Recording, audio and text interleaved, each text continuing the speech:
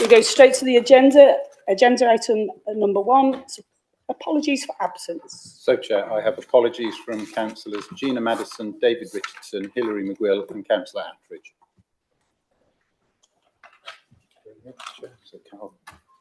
Councillor Ellis. Thank you, Chair. I believe Councillor Hutchinson may be late arriving. Thank you.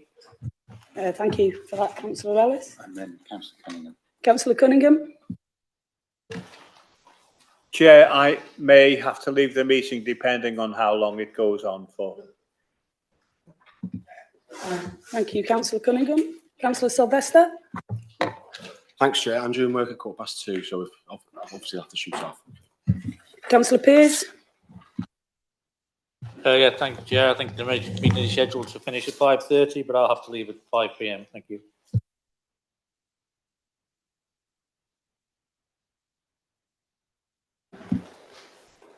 Nobody else indicating?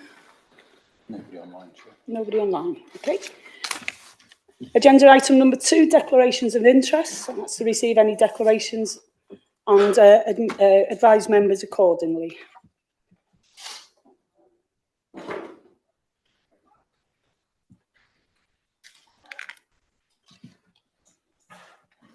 Number 11. So, in relation to agenda item number 11, Chair, pay policy statement. At the moment, that is simply a statement of the Council's practice in the preceding 12 months and its intended practice in the forthcoming 12 months around pay in relation to officers. If members were to declare an interest because they've got relatives, it would be personal only. But Chair, there's a large number of people in the room who would have that interest to declare. I think we probably need to revisit the issue of declarations if anybody wanted to change anything in relation to what is in there. So if we were started talking about changing employment policies or pay rates or whatever, Chair, then we'll need to rethink the issue of interests. Thank you. Item number 4, urgent matters as agreed by Chair. There have not been any urgent matters. Item number 5, Chair's communications. They were circulated this morning, I think. I just want to take this opportunity to mention the delightful visit I had on Saturday to wish Mrs. Mary Mesham, or Mary the George, as she's known in Flint, a very happy 104th birthday.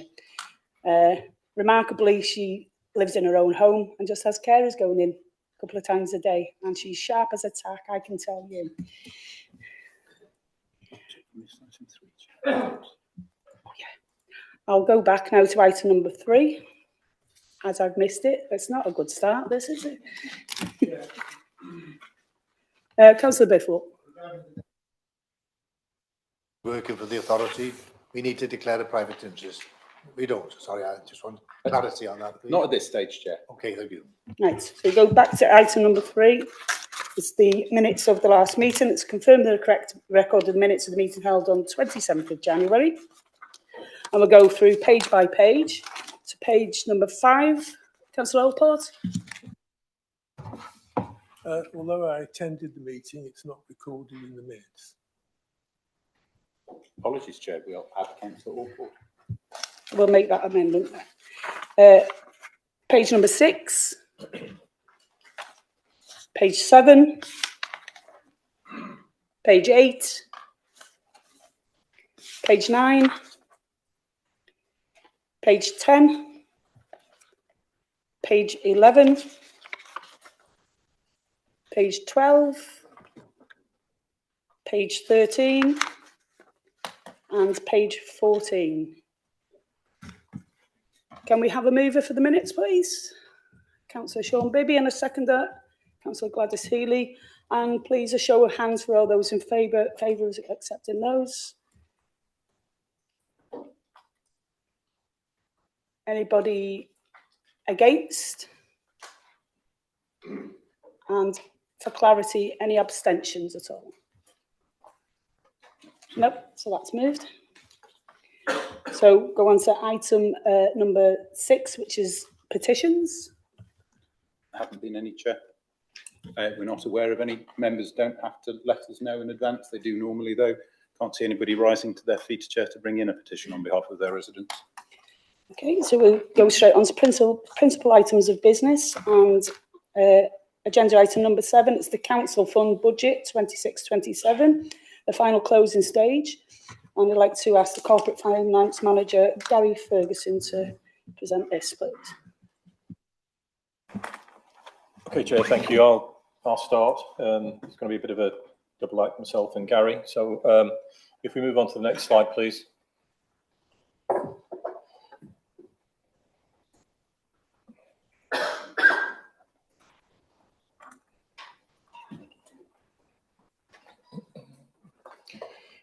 So this is what we're going to cover this morning, just to set the scene. We'll cover this throughout the presentation that we're going to give. So the next one is setting a legal and balanced budget. Next slide. Okay, so just some key pointers here. So in terms of the legal and balanced budget, the duty is to set a legal and balanced budget. It's the council's decision. That is to say it's a reserved matter for the council. It has to be legal, so all budget proposals are within our powers. Balanced in terms of income and planned cost reductions, combined matched the planned and expected expenditure.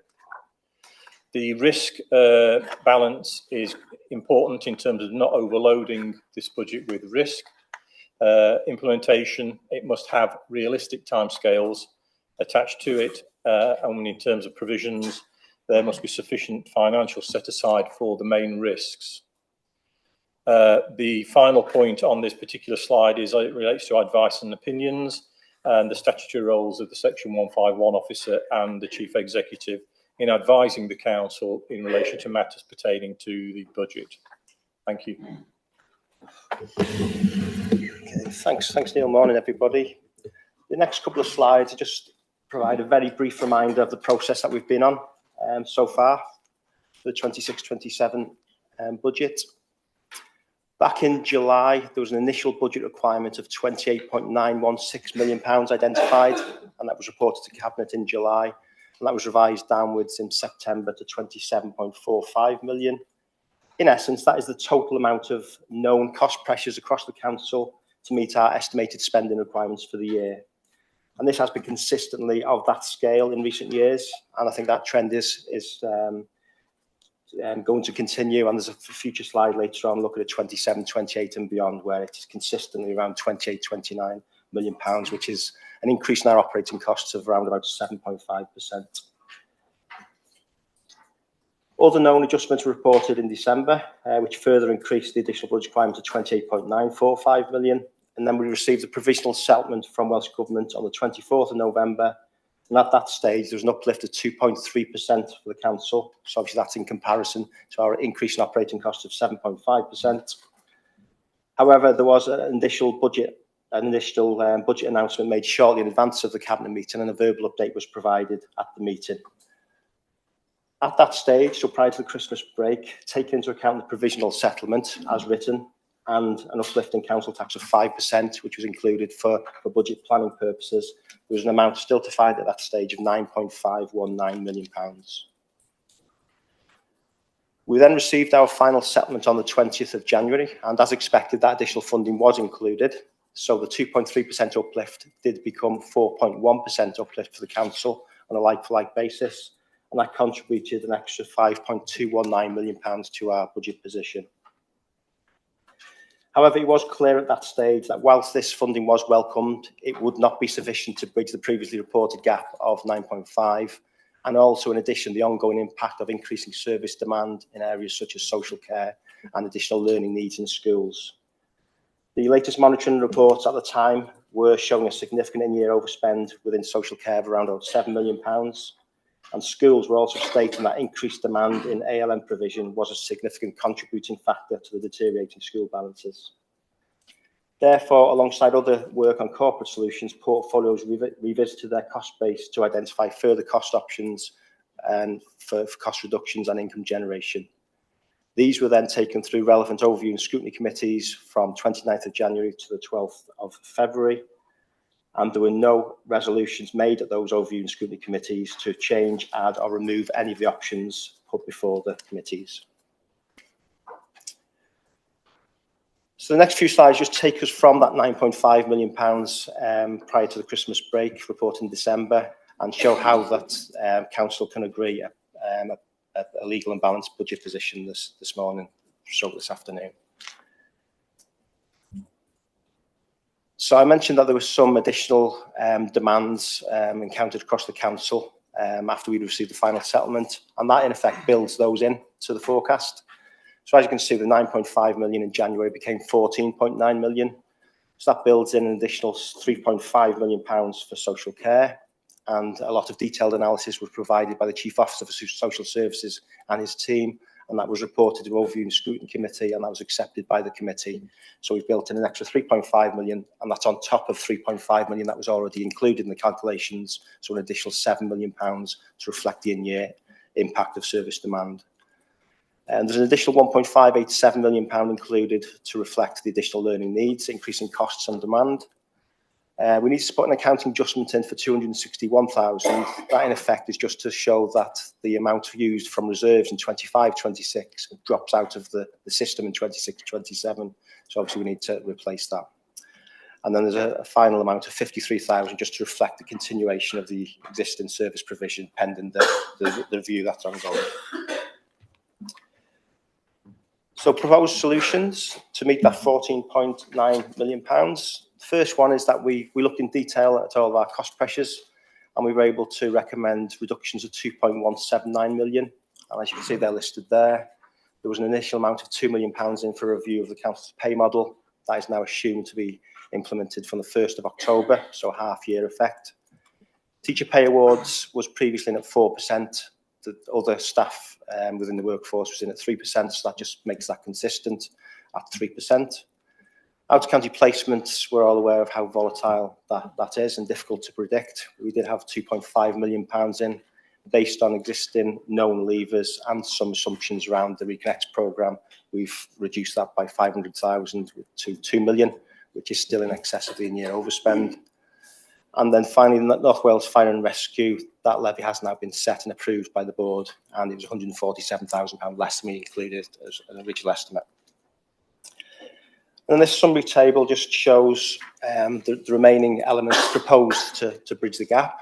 So you can see the 14.9 at the top, the impact of the final settlement I've mentioned, 5.219, the reduction in the cost pressures in the previous slide, 2.179.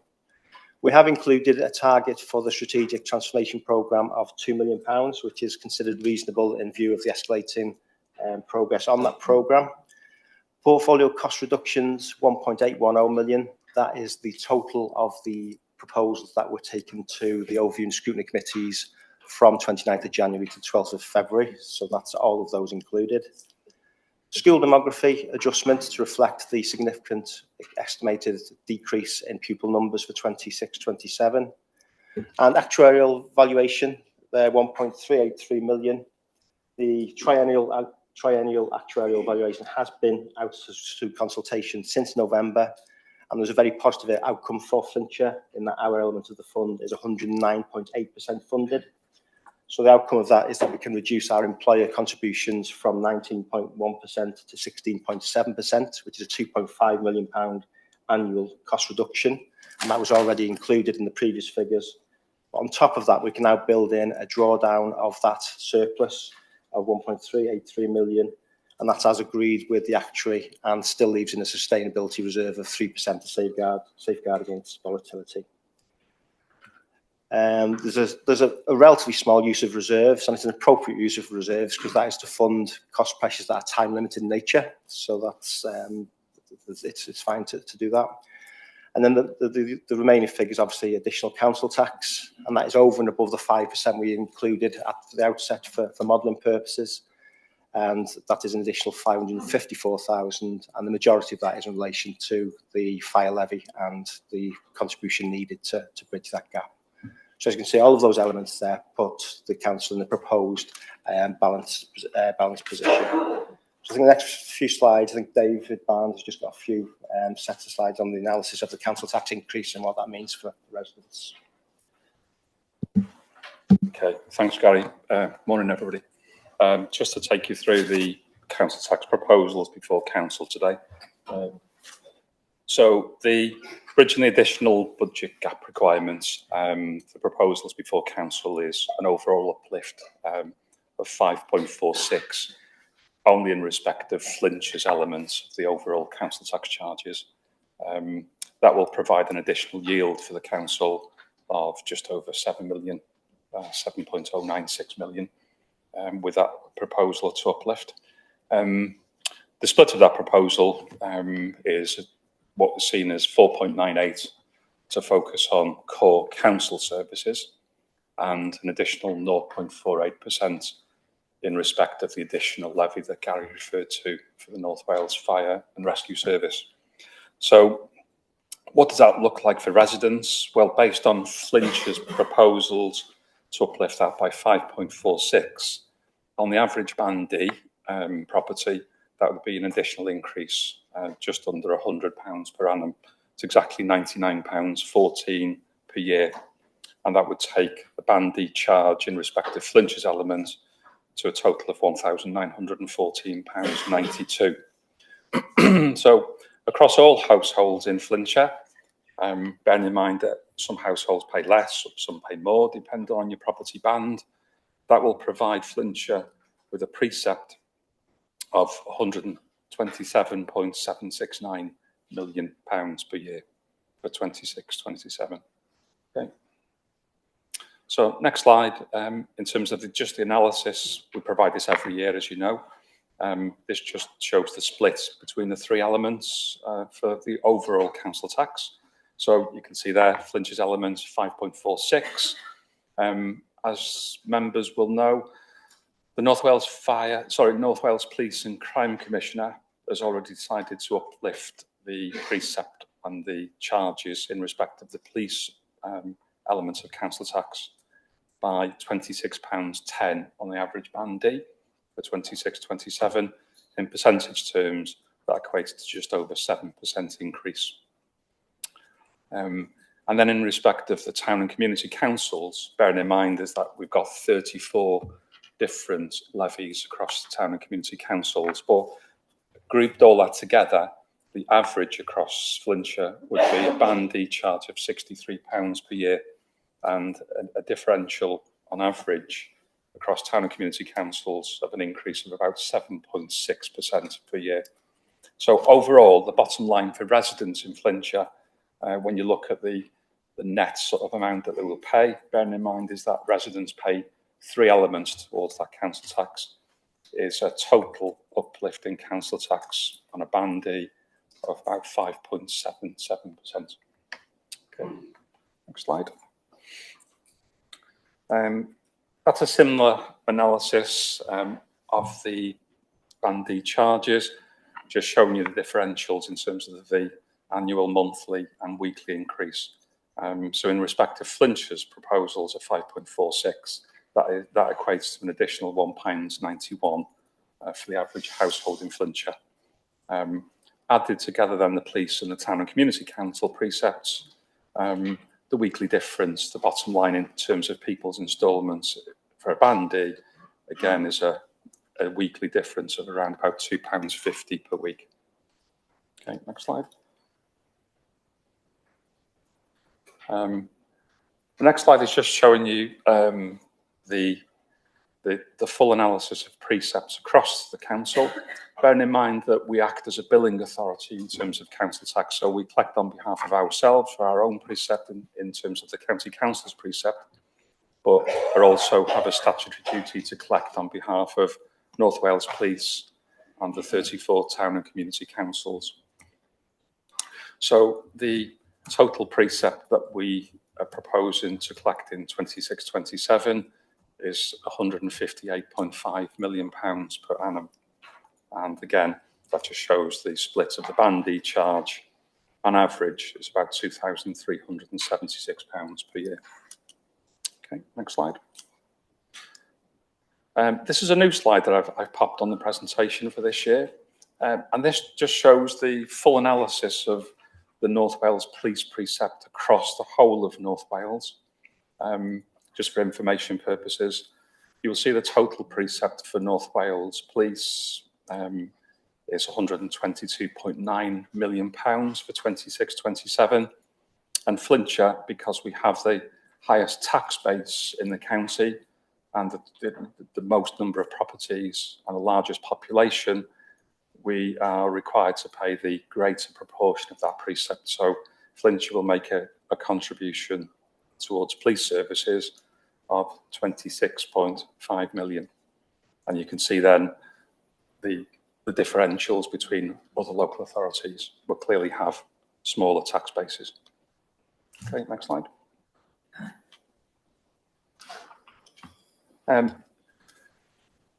This is just a reminder in terms of the council operates, as you know, the council tax premium scheme for both long-term empty properties and second homes. So in terms of this slide focuses specifically on long-term empty properties that have been left empty for 12 months or more. So from April 26, following the decision of full council, I think it was September 2024, there'll be the introduction of the escalator council tax premium scheme.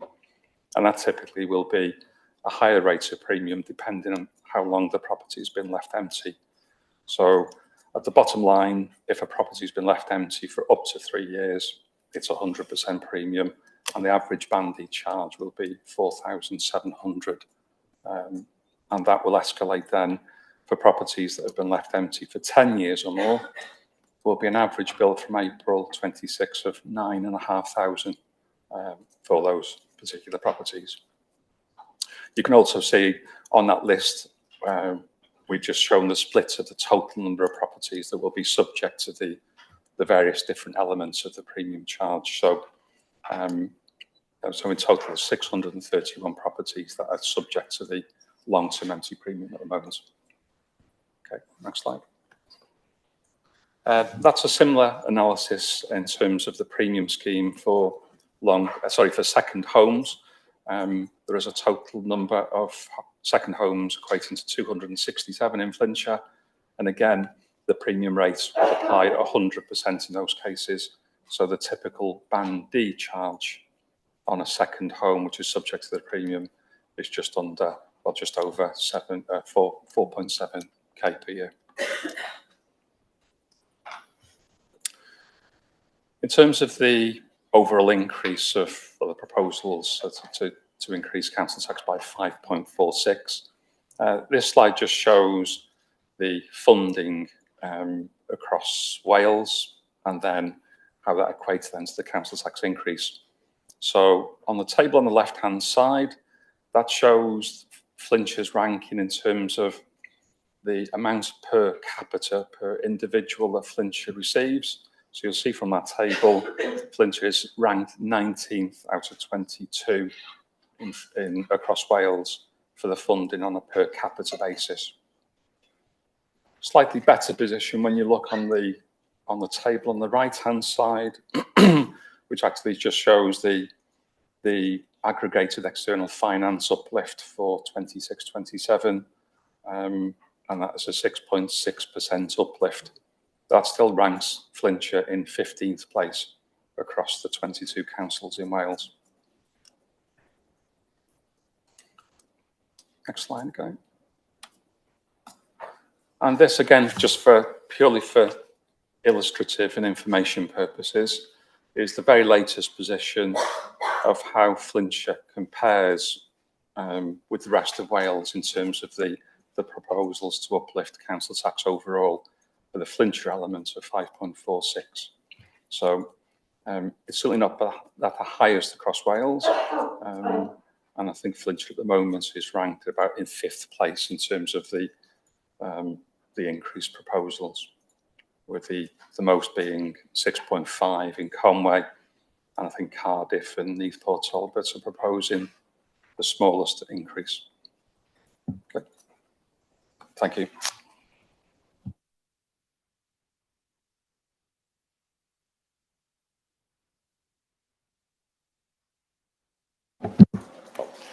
Thanks, Dave. Just a couple of specific slides on schools and social care to separate out the particular impacts in both these areas as the two biggest budgets across the council. So the first one on schools. So for schools for 26-27, the proposal does build in all known cost pressures for schools. So as I've mentioned, in relation to pay awards, there's a 3% uplift from April for NJC staff and an uplift of 3% for teaching staff from September 2026. And the full year impact of the September 2025 pay award of 4% is also built in full. As you can see, the total amount alongside some of the other pressures listed there come to 6.373 million. We need to take off the demography adjustment for reducing pupil numbers. So the net increase for school budgets as written would be 4.786 million, which is 3.84% uplift for the school's delegated budget. And important to note that there's no top slice recommended this year from the school's delegated budget.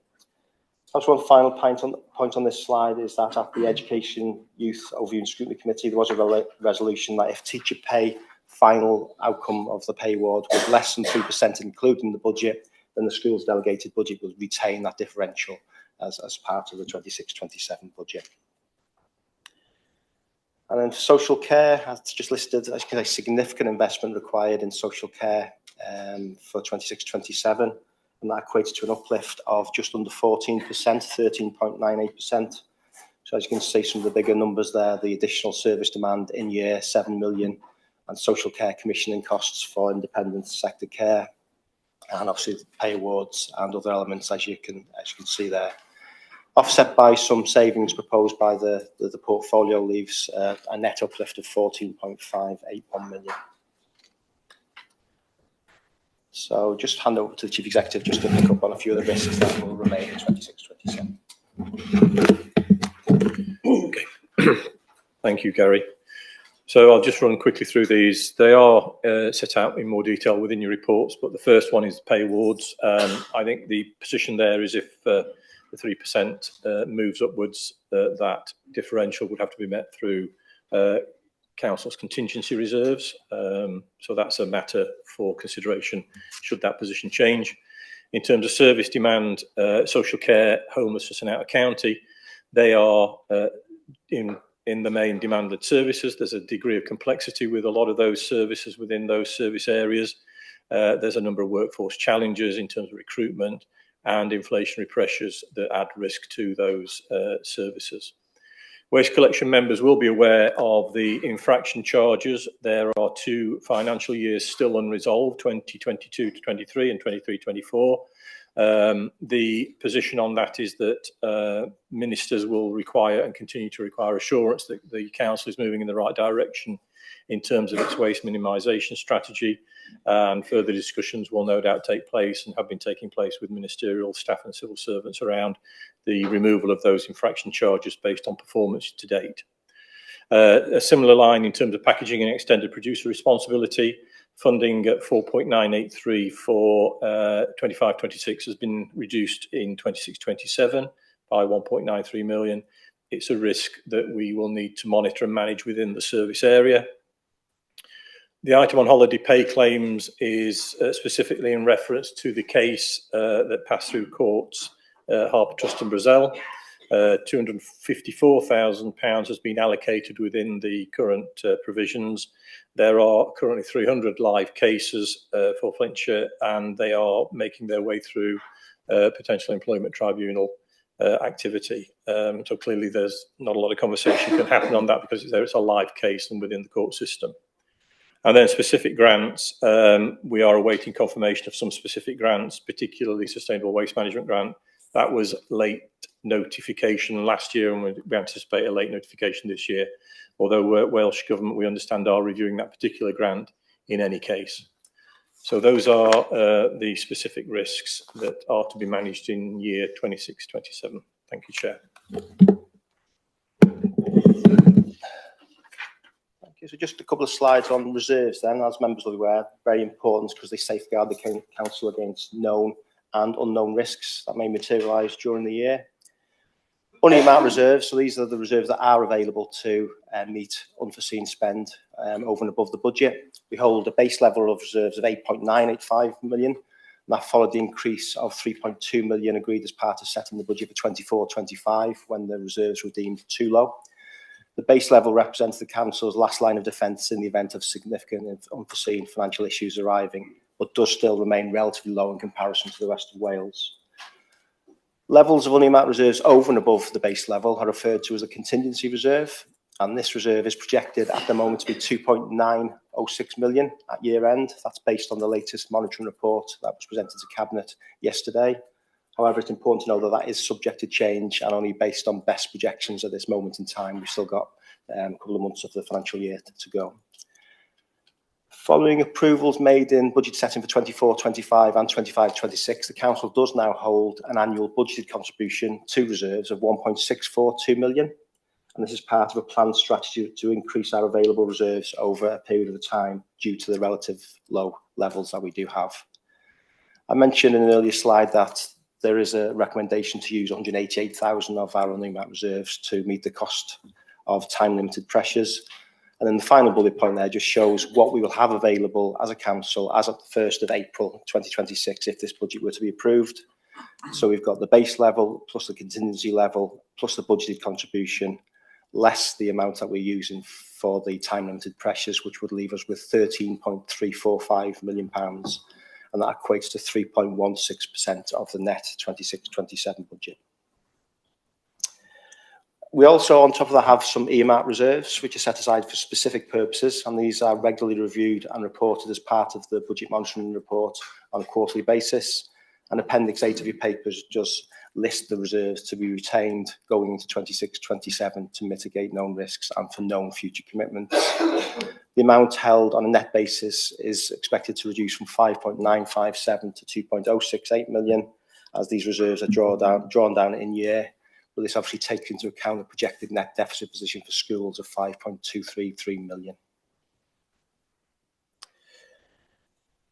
And just the final slide on reserves. Legislation does state that I need to put a statement in the report on reserves, which I have done. So I've just picked out a couple of bullet points there. The Chief Executive mentioned some of the significant open risks across the Council that we will need to manage as part of the budget for 26-27. We no longer have a budget risk reserve. Members will recall that we did have a budget risk reserve a couple of budget rounds ago now, and we still had £2.7 million remaining for 25-26. In view of the in-year overspend, we have used that in full. So there's no budget risk reserve, which obviously adds further risk to the Council. And I think I've mentioned the other couple of points there. So finally, from me, just looking forward, it's important when members are asked to set the budget for the corresponding year that the future outlook is clear. And I mentioned that the scale of additional cost pressures across the Council has been consistent, around the 26 to £30 million over the last few years. And as you can see there, that isn't expected to change anytime soon. For example, in that slide, we've built in pay inflation just at 3%, known social care pressures, other known pressures. So that's the best estimate at this particular moment in time, but obviously that will be subject to change as service demands change, etc. And that will be reported in July for the first detailed position for 27-28. So finally, over to Chief Executive, just for concluding remarks before we open the debate. Thank you, Gary. So, in conclusion, the Council is able to set a legal and balanced budget today, based on the recommendations of Cabinet and the advice of officers. The recommended council tax increase allows to balance the additional responsibilities with risk whilst remaining focused on the medium term. The impact of escalating service demand and funding allocations way below what is required, but way below what is needed, is resulting in some significant risks and overspends in some areas, and you'll be aware of those through budget monitoring reports that have been issued throughout the year. This impacts on our available reserves, which are low in comparison to other councils. And finally, the proposals set out represent a balanced approach based on the funding envelope available to us. Thank you, members. that concludes our presentation. Okay. I'd just like to say thank you for all the officers who prepared this report for us today. It's quite detailed, I think, and also for all members for contributing through scrutiny committees as well. And I'd like to ask Paul Johnson, Councillor Paul Johnson. Thank you, Chair. Members, let me start in a very simple place. Imagine a normal weekday morning in Flintshire. A child gets on a school bus with the right support in place to learn safely. An elderly resident receives a care visit that allows them to stay in their own home. A waste lorry crew starts its round before most of us are awake. A planning application is being processed. A gully is being checked so that it flows properly, and when it doesn't, it's cleaned. And a safeguarding concern is responded to. Most of this happens very quietly. Most people never see the system behind it, but that is the system that this budget funds. We run nearly £400 million of the services in this county. Up to 70% of that funding goes to children and vulnerable adults. 70%. That tells you something important about us. Most of what we do is about caring, educating, protecting, and supporting. And this year, we are increasing spending in those areas because need has increased. Over 4.5 million into social care commissioning, around 7 million to meet additional demands in social services, increased investment in additional learning needs, the full provision of workforce pay awards. Those are responses to real demand. But at the same time, we are also maintaining funding for street seed, highways, environmental and regulatory services, because communities must function every day and those communities need those services. Inflation adds over 8 million to our base costs. Demand in social care continues to rise, and these are structural pressures. In December, the remaining budget gap stood at 9.5 million. After reviewing real demand, that's revised to 14.9 million. Now, Welsh Government had a settlement which increased their AF by 4.1% to us, bringing in around an extra 294 million. So we had to act. We have acted. We've acted responsibly and decisively. There's 1.788 million savings are embedded in the base what this budget has. A £2 million transformation programme in place. Spending growth restricted to essential pressures. Financial controls strengthened. Reserves protected. And let's not forget, reserves are resilience. They protect residents from instability. So, turning to the council tax. The increase for 26-27 is 4.98% for council services, plus 0.48% for the fire levy, a total of 5.46%. For a Band D property, that is approximately £1.91 per week and generates 7.1 million additional yield. So, where demand has risen, we found ways of putting the money in. We've faced the pressures honestly and openly. We've funded them properly, and we have applied discipline everywhere else. You can lower a percentage on a page, but you can't lower the need of a child to the care is required by an older resident. This budget does the responsible thing. It protects the people who depend on us, and it keeps this council in control of its future. This budget is the right decision to Flintshire, and I commend it to the council. I would also like to request that there's a recorded vote on this budget, and I look forward to hearing the response from the Leader of the Opposition on the council. Thank you. 10 people we need, Chair. Yep, that's more than the 10 people we need. Thank you. Councillor Richard Jones, please.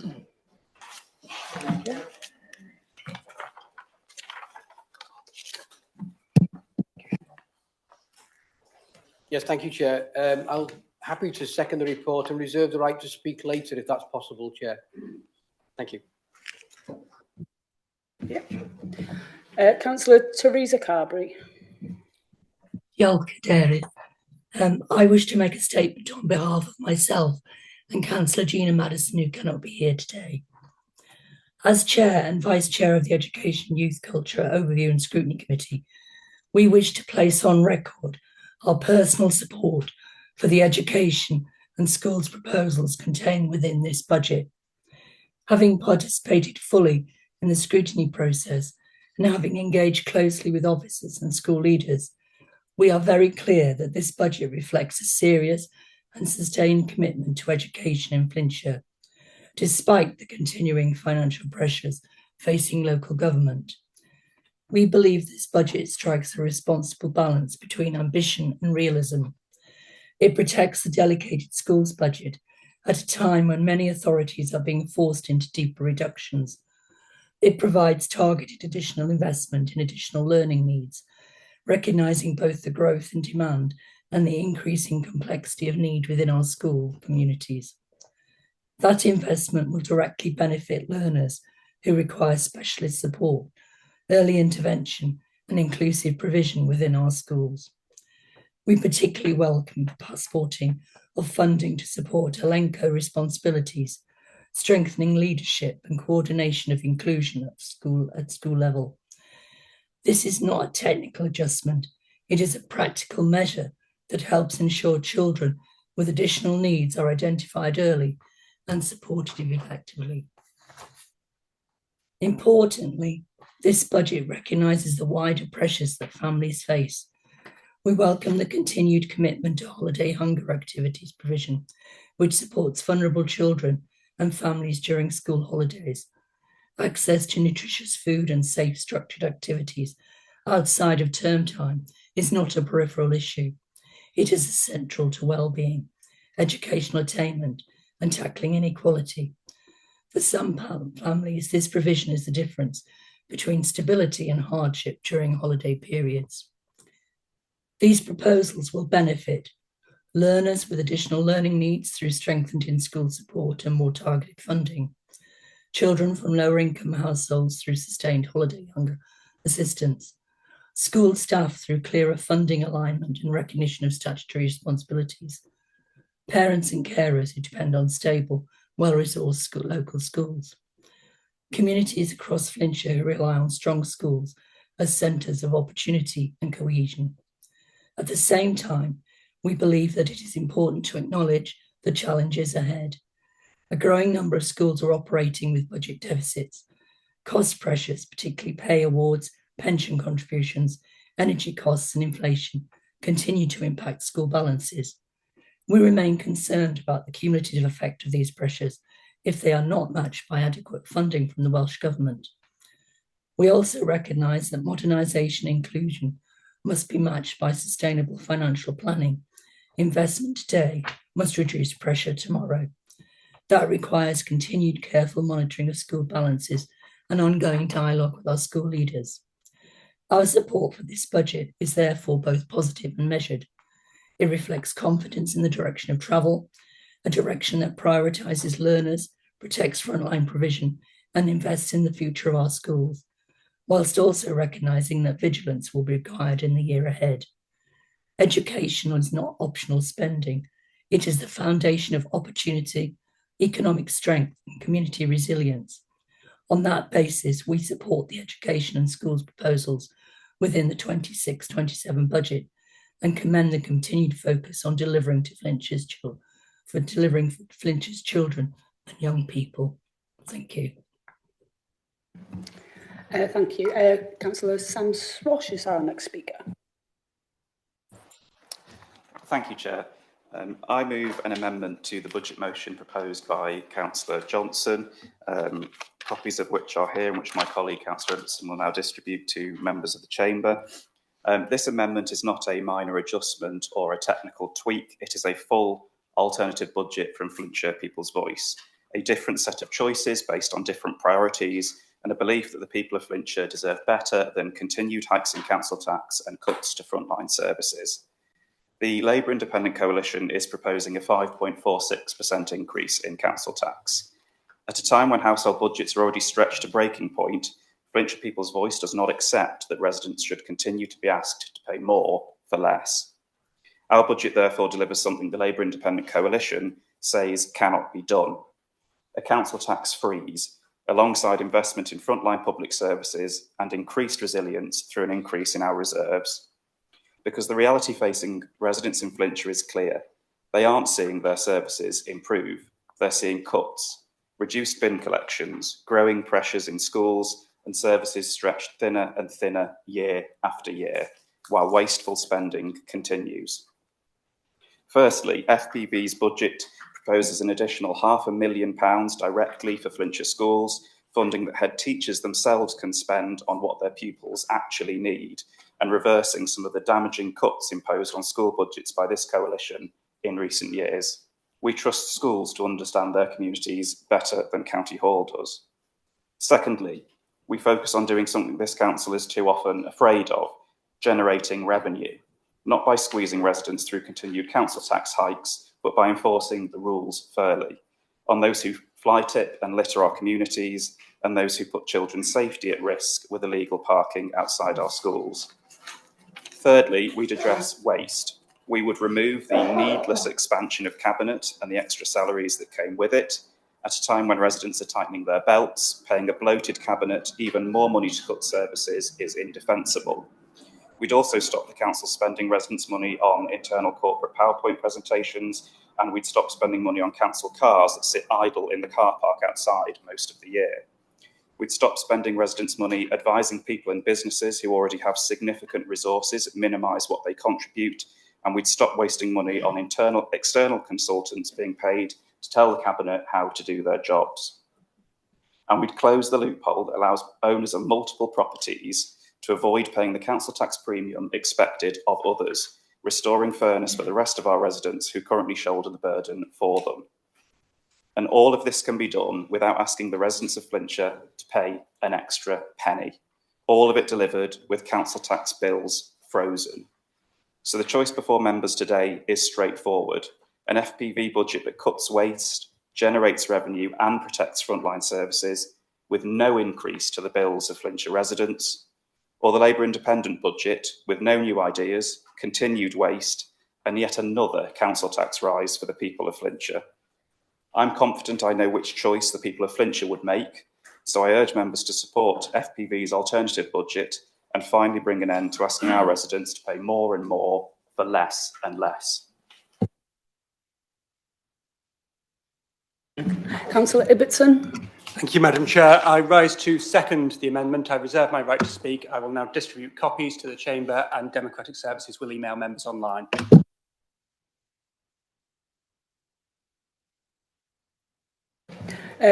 Councillor Bill Crease online, please.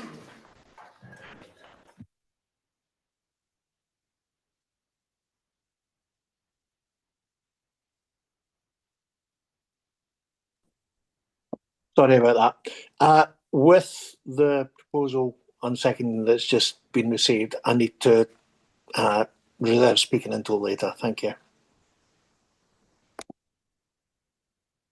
Councillor Christophin. Thank you very much. My good friend, Councillor Ibbotson, is going around the room now live, whilst it's being live streamed, with this stunt of a budget. It's what, nearly 5 to 12 during the actual meeting that we're now all being presented with a full budget, when it's taken us more or less a year to get here today with what we're presenting to you. That's been fully costed, has gone through all the scrutiny committees, and hopefully will be passed today. And thanks to the leaders' perseverance with this is what's being presented to us today. And it's not been easy. I personally, and I've been on the council for 20 years, so I'm not totally inexperienced. And I think this stunt that's now going around with my good friend, Councillor Ibbotson, and Councillor Swash, because they're good people. They are, they're good people, and they've got the interest of Flintshire at heart.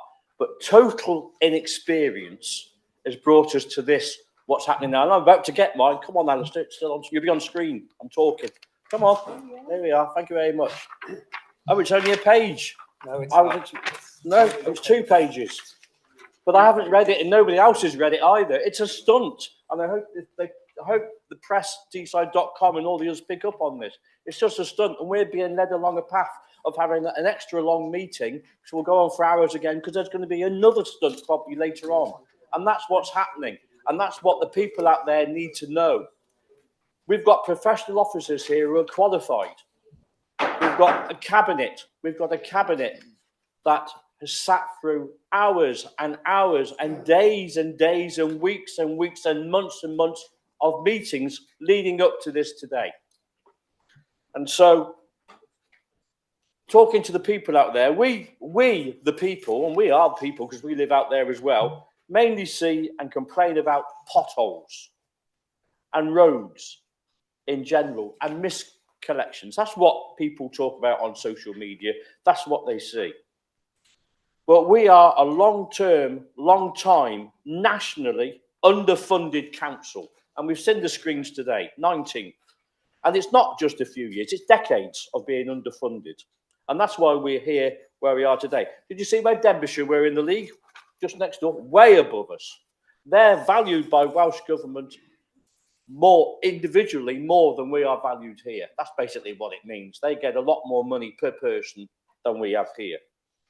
Most other authorities in Wales should be supremely wealthier than we are. And they are with their reserves. Our reserves are, compared to other reserves, to other authorities, are low. We've been shown that today by our financial officers. But due to financial discipline, which our Chancellor, if you like, Councillor Johnson spoke about earlier today, due to financial discipline here, services are maintained and we protect and preserve our services. And their other Deputy Leader, Richard Jones, spoke about that earlier today to us as well. We have innovative planning visions for our council. 4.98% is the actual tax increase for this council, with the add-ons of fire and the others. We'd rather it was lower. But just look at the other authorities. How do we compare? Well, we can see that all the North Wales authorities are going to be rather high, aren't they? All of them. And that goes back again to us being underfunded. So I'm now going to have a look at this budget that we've just been presented, because I haven't even read the first word, let alone anything else. It doesn't look very detailed, just looking at it briefly. I take it there must be folders of it somewhere. But this is a stunt. And my good friends, I wish you just hadn't done this. It's total inexperience. Just like we're planning, get on those committees. The chairman's over there. Get on those committees and learn before you start talking about it to the press and trying to disrupt the council. This is what this is. This is disruption. Thank you.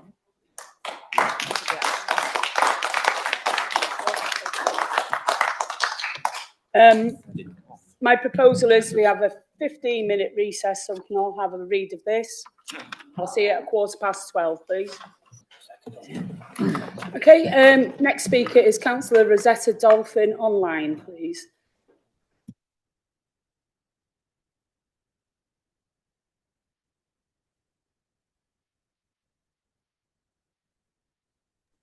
Thank you, Chair. Sorry about that.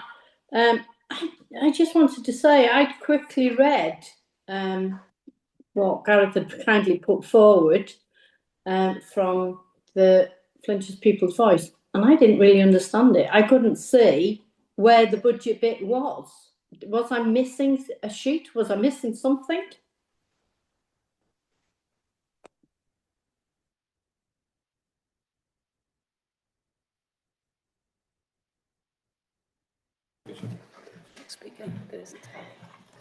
Councillor Bill Crease. Thank you, Chair. I'm absolutely flabbergasted.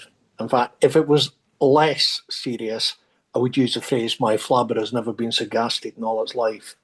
This proposal to present a budget on 3 sheets of A4 paper to support a budget approaching £500 million is disingenuous in the extreme. Councillor Swash, Ibbotson and all have let themselves down with this stunt.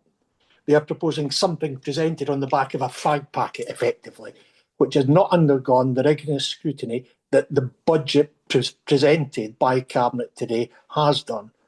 Countless of overview and scrutiny committees have sat and considered them. The proposals in the Council's budget as proposed by Cabinet. Similarly, Councillors Swash, Ibbotson and the FPV could have presented these proposals at the relevant scrutiny committees that they sit on. These proposals over the period of 10 months could have been properly scrutinised, could have been properly risk rated, RAG rated, and determined under proper financial rigour.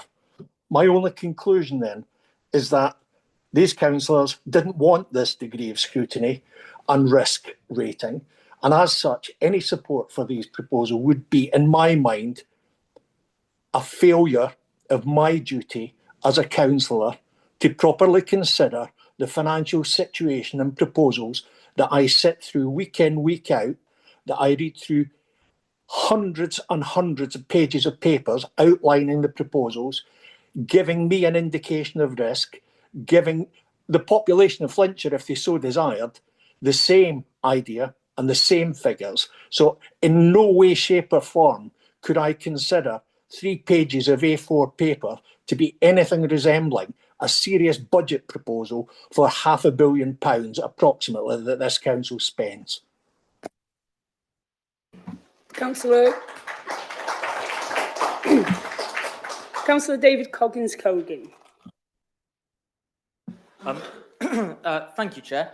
I was just wondering, I suppose I was seeking clarification from the Cabinet member for Environment, Regeneration, Countryside and Tourism. I often get confused between correlation and causation. The Cabinet member said he's been on this council for a very, very long time, sort of around about 2 decades. He also said that the council has been underfunded for 20 years.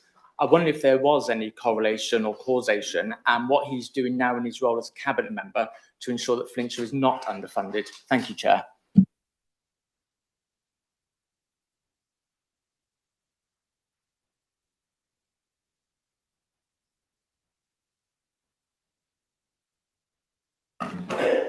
Councillor Dolphin, I think you've already spoken once, so it's... Pardon? No. No. Councillor Grimbanks. Thank you, Chair. I'm not going to give this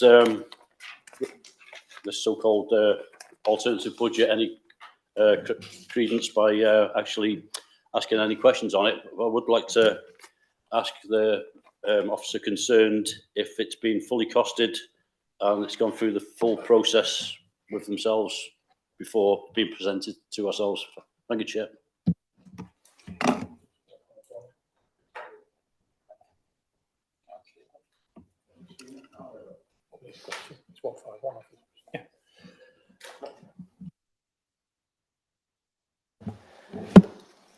No, just confirm, I received the papers this morning, probably about 3/4 of an hour before the meeting. Councillor Carol Ellis. Thank you, Chair. That's what I received on Wednesday for our Wednesday at the close of business, to read all these papers. That's what we all received then. So I suppose, in defence of my colleagues in the front, they're not my good friends, may I add, they're just colleagues. They haven't really had the time. I appreciate that all the papers, yes, have gone to scrutiny, but can I recall, or make you recall, when our colleague, Councillor Jones, got and stood up not so very long ago and complained about not getting papers in time. Do you remember that? An adequate time to actually get papers. And do you remember the days we used to have budget workshops and we used to all sit there? We used to work together. Do you remember those days? Not just the Labour Independent Coalition. The whole council used to work together and actually go through everything. Workshops, even the public were involved.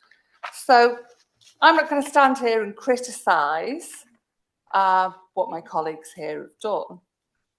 They're trying to give an alternative, and you know we can mention some issues, like that's over 670 pages to read after the close of business on Wednesday.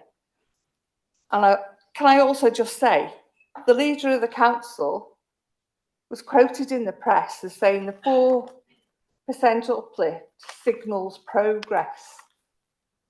Well, I don't call it progress because I've watched closely and I've heard colleagues there tell us where we are in the tables of the funding for Flintshire. So I'd strongly disagree. We've got a massive overspend and the likelihood that this council will be stood here next year in an even worse situation. Social services and out-of-county placements will most likely continue to be a ticking time bomb. The statement from the Chief Executive makes that clear to me, and the risk that the underfunding has caused, and it is spelt out. I've never seen a statement from a Chief Executive which is so sending out such a message of what a situation this council is in. And like my colleague at the back, I've been here over 20 years as well. So Welsh Government funding of Flintshire continues to be inadequate. We get 1,887 per head, when the Welsh average is 2,057. That's 170 below the Welsh average, and works out roughly to 26.5 million. Less for Flintshire compared to the Welsh average. What does that mean for the council taxpayer? Because we've heard, what do our residents ask of us? We heard from our colleagues there what they ask for. Well, what it means to the council taxpayer is 2023-24 was 5% increase. 24-25, 8.2. 25-26, 9.5. And this year, the increase brings us just under, over the 4 years, 30%. Residents are used to plug the gap of insufficient funding. Again, what do residents get for this increase? We've heard a scenario of how the services are supplied. But one of our residents sent me a message yesterday, and I'd like to read part of it to you if you don't mind. I will keep some of it out as well, because some of it was not very polite. So this person asked, what are we paying for? And I quote, roads like a third world country. No visible police. Well, we're paying for the police, but that's this person's opinion. Black bins emptied every 3 weeks if you're lucky. Councillor Ellis, can you keep an eye on the clock? Sorry. Yeah, pay extra for brown bins. Connects are reopened. Recycling centres hours reduced. Don't even try to recycle on a Wednesday. And where's all the money going? That's the question that I've been asked. And what do we get in return? Councillor Ellis, you've gone over the 5 minutes thank permitted. You, Chair. Thank Sorry you. about that. Yeah, just got to be, fair across the board. Councillor Sean Bibby, please. Thank you very much, Madam Chair. Question I'd like to direct to the Section 151 officer, and I appreciate that he hasn't had particularly, how can we put it, large amount of time to consider this, but Is this a balanced and legal budget that has been put forward in front of us on these 2 sheets of A4?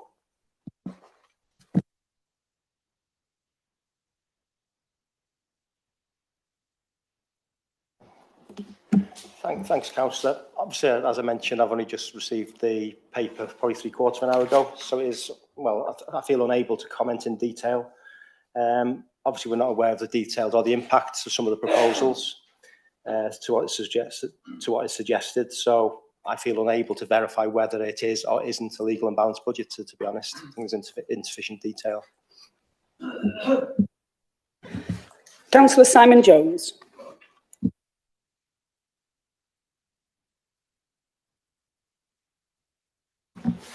Thank you.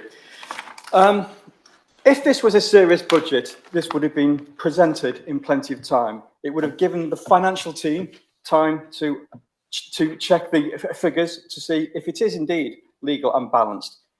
But that was not the case. This has been presented as a stunt, as Councillor Jones said. There are 2 ways this could have been presented. It could have been presented a few weeks back. It could have then gone through scrutiny. We could have seen whether it adds up. No, that wasn't the case. This was decided with this was presented to the finance team 1 hour before we're asked to vote on a £500 million budget. And I noticed some of the figures too. It's the aim of this budget is to not increase council tax for residents. Yet we're going to be offloading higher charges to community councils, who either are going to have to shake a magic money tree or a printing press to find this money, or guess what? They're going to have to rise their community charge. So rather than Flintshire charging the money, the community councils charge the money.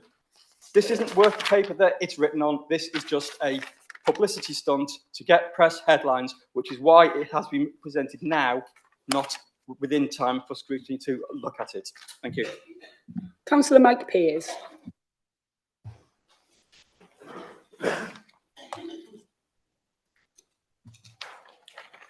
Right, thank you, Chair.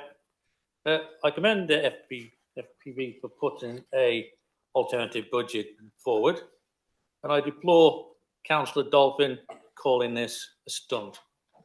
We are councillors in this chamber, and the members from Flintshire People's Voice are entitled to put an alternative budget in front of the council. But let us consider the papers in front of us today. 3 working days they've been in our possession. Yes, there have been scrutiny meetings, but as Councillor Ellis says, not the budget meetings we've had in the past. The full details were presented in this document 3 working days ago. And the members in front of me have worked very hard to pull together an alternative to the officers' budget. That's what it is. It's the officers' budget. And I think it's quite clear that not having the budget meetings that we've had in the past, and like Councillor Dolphin, I've been here over 20 years, and we've seen the budget meetings decline. To an extent, we hardly have any now. We're asked to look at the budget papers in our own separate scrutinies rather than have a workshop. And these papers that's before us today could have been put to us weeks ago, if that's the situation. If they'd been put forward weeks ago, the alternative budget could have been put forward weeks ago. But let's have a look at where we are levying council tax. Last year, a 9.5% council charge levied in this financial year. But taxpayers have received poor value for money from this council. There's no doubt about it. I'm on scrutiny. I've been on the council meetings. We see the situation. Members, we're backbenchers, basically. We're at the coalface. We see what goes on. We had the 3 weekly rollout of the black bins, which wasn't very successful. The number of black bin collections missed soared by 46% between April and October. The rollout was premature. Problems with integrating various systems and the new telematics system. We had customers impacted by frequent closures of the Connect Centre, regularly closing when they should have been open. The public being ignored when they contact the council for help, and members like us having to chase up on their behalf. Potholes. I won't say any more about that. That's been well publicised.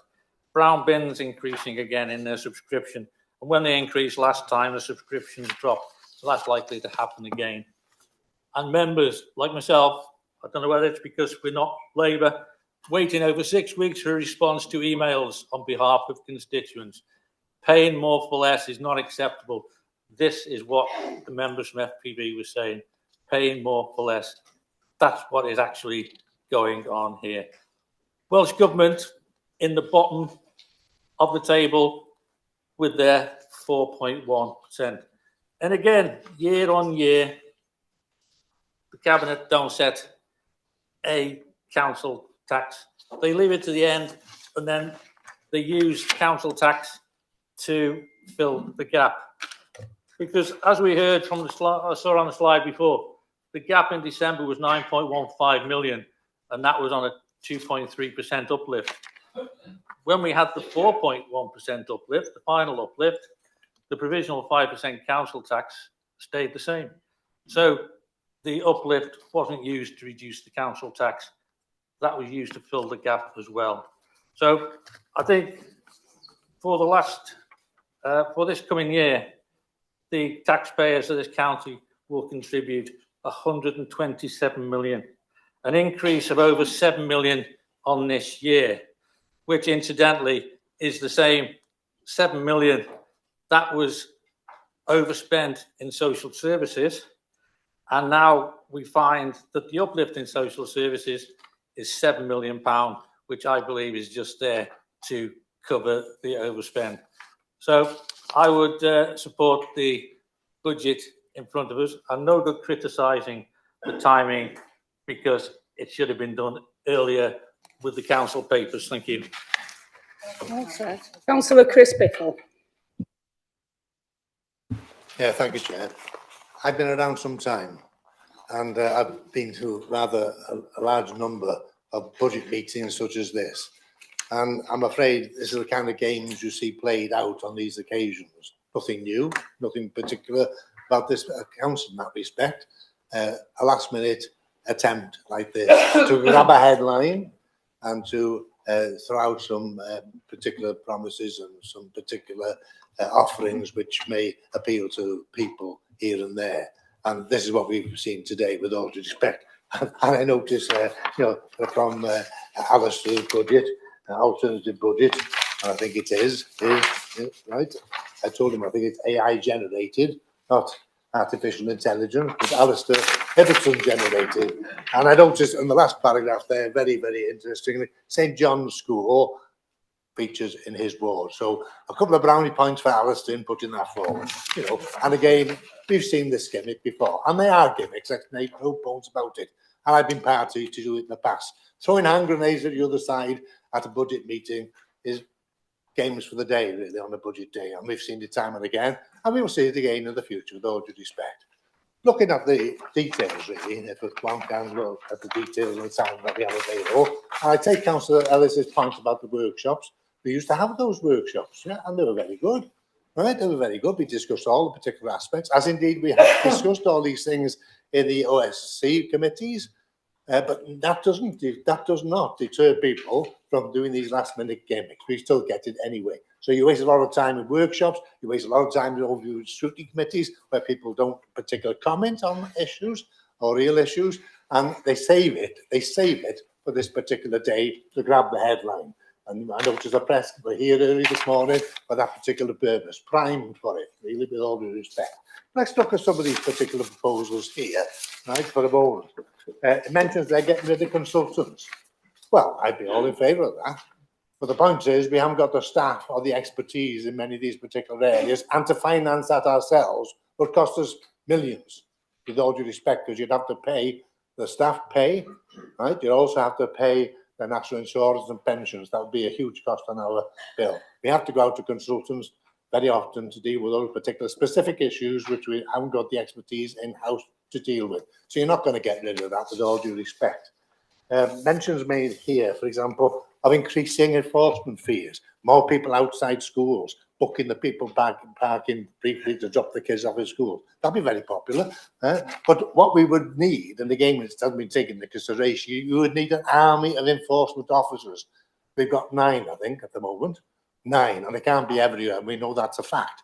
So, you know, basically, to employ that army of enforcement officers to get any money out of this and to cover the expenses of that additional staff, you would need again to increase the council tax in order to actually provide for that. It's a total nonsense. It's a back of a fag envelope, but on this occasion they've used good paper, probably council paper, I don't know. Again, another additional cost and expense. You know, we've talked about savings in the past. They've thrown this issue, Councillor Mike Pearce, this issue about the 3-weekly collection. If we hadn't done that, we'd be spending £600,000 a year extra on the previous particular arrangement. And again, if I recall, the FPB members, when they were members of our group, were asking for a 4-weekly collection. For a 4-weekly collection they were asking for, and they opposed the 3-weekly collection, and they still attack it now. It's a total nonsense. It's here for a purpose. It serves its purpose. They'll go away very happy. The press will go very, very, very happy, and that's the end of story. It's a figment of the imagination at the end of the day, and it will not produce the results they claim that here. They talk about passing on the costs to town and community councils. We're doing that as well, aren't we? We're going to have the toilets involved. They'll still be on people's tax bills. The taxpayer will still be paying it, but instead of paying us, they'll be paying them. They're not cost savings here. They're not freezes. Right? It's just passing the buck, really, and it's fairly typical and what we come to expect from this particular group. Thank you, Chair.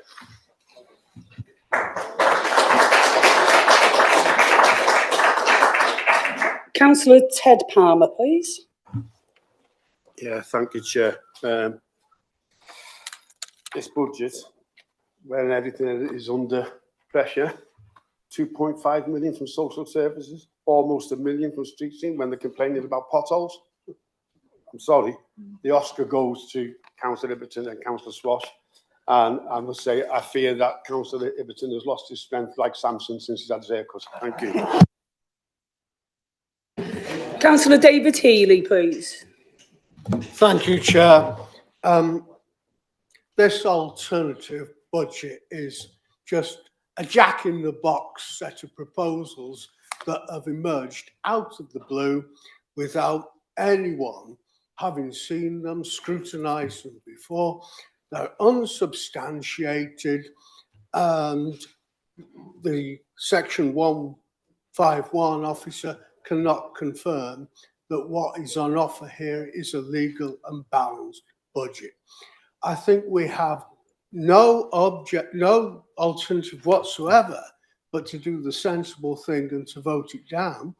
And I would suggest, Chair, that we move to a vote as soon as we can so that we can have a proper discussion about the main proposal that's on the table.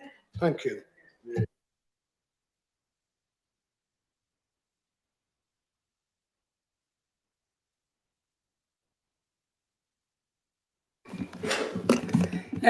Councillor Richard Jones, please. Thank you, Chair. I can answer a lot of the comments that have been made. I'll probably wait to do some of that when we talk about the proper budget. But yeah, this is yet another political stunt, not unexpected, but it shows actually a lack of confidence, not just immaturity, is it? If they were confident with their budget, they would have put it through the scrutiny process. They would have provided it to members ahead of time so that we could have scrutinised the consequences and effects of it.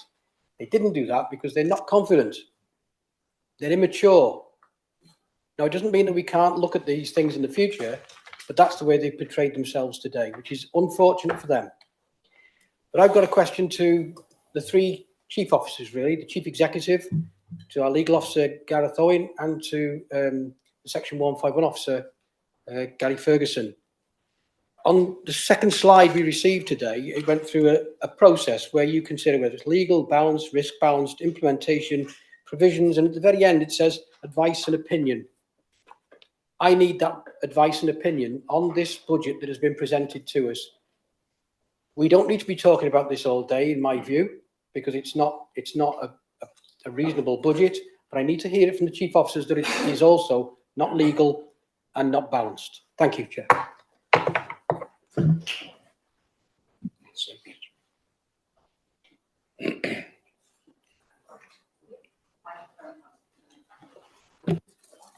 Okay, thanks. Perhaps I'll go first. I've already mentioned I can't really comment in detail because there's not sufficient detail to work through. That hasn't been impact assessed by any of the team. Obviously, there are some big numbers in there, so it clearly hasn't been through an assessment or scrutiny process, which is a serious concern. Initial obvious thing to pick out is a significant reduction proposed in social care. We've got an in-year overspend of £7 million, so I'm sure that the Chief Officer will have a view on how £2.6 million would be achievable in year. As members know, we do a very detailed budget monitoring report each and every month, and that is scrutinised in full. We report every variance over £50,000. So obviously the report, if I'm reading it right, does pick up on some potential underspending areas. But the thing to take into account is that is more than compensated by other overspending areas. And we're currently reporting in the report that went to Cabinet yesterday a net overspend of £4.5 million because we won't have the budget risk reserve next year. So in effect, that is the underlying overspend within the budget. And then again, the paper does suggest a cost reduction in the realm of £8.8 million. We've obviously been through a process over a number of months with chief officers, with overview and scrutiny committees. So personally, I find it difficult to believe that we would be able to find savings anywhere near that magnitude. That wouldn't make some services unsafe. That's probably my view based on the information in front of me.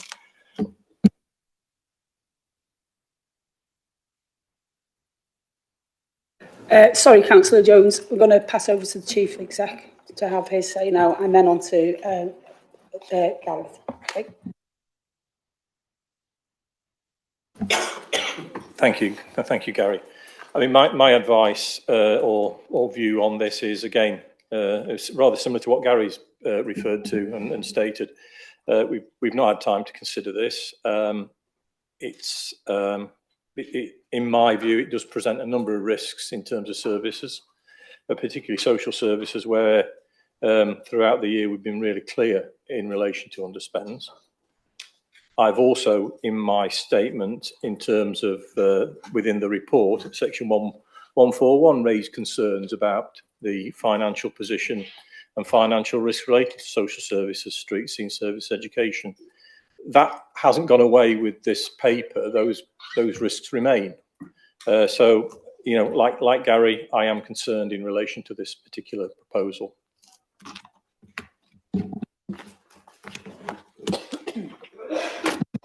Thank you, Chair. Gary talked about the scrutiny process. Members, Section 16 of the Constitution provides us with a process for preparing the budget.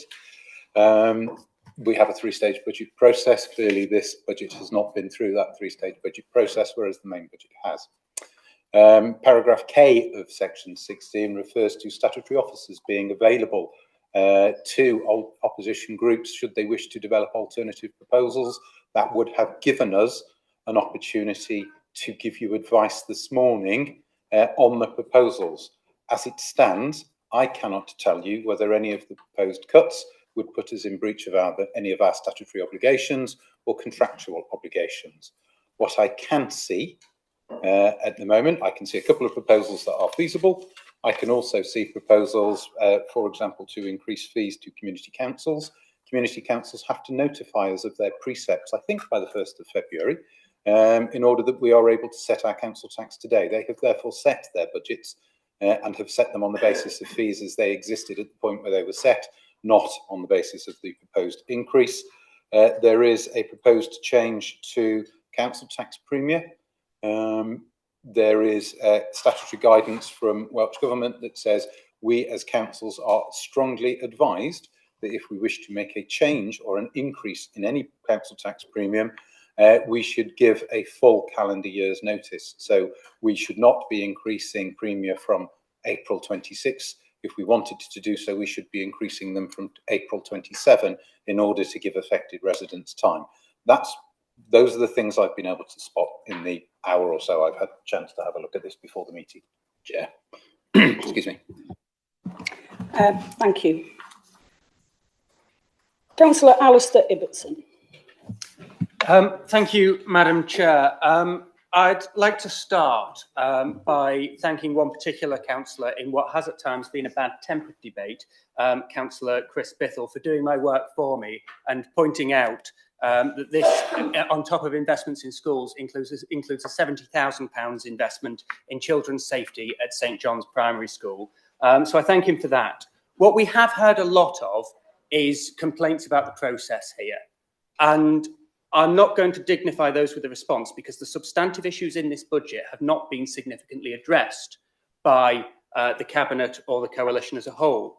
What is clear is that they have very little understanding of their own budget. They've said that they can't understand this, but this relies on knowledge of the budget lines. And so it begs the question, does the Cabinet Member for Street Scene and Transportation know how much the Bereavement Services budget is? Does the Cabinet Member for Place and Growth know how much the Regeneration Service budget is? Does the Cabinet Member for Education know how much the school mobile classroom budget is? It is clear that they don't, because otherwise they'd be able to understand what we put in front of them. It is also clear that none of that budgetary information is published anywhere in the papers that they have produced.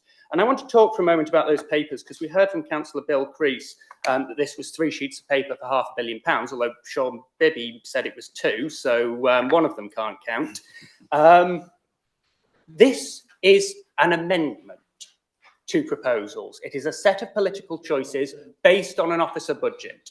It is, therefore, 8.8 million between 2 pages, or 2.93 million per page. On the other hand, 479... Sorry, Councillor Liberty, can I just stop you a second? Can we have a little bit of order while other members are speaking, please? Thank you. Thank you, Madam Chair. I noticed the clock continued ticking during that interruption, so with your... thank you. I would be great... so yes, the Cabinet have 478 million in 39 pages, or 4 times more money per page in their proposals than ours.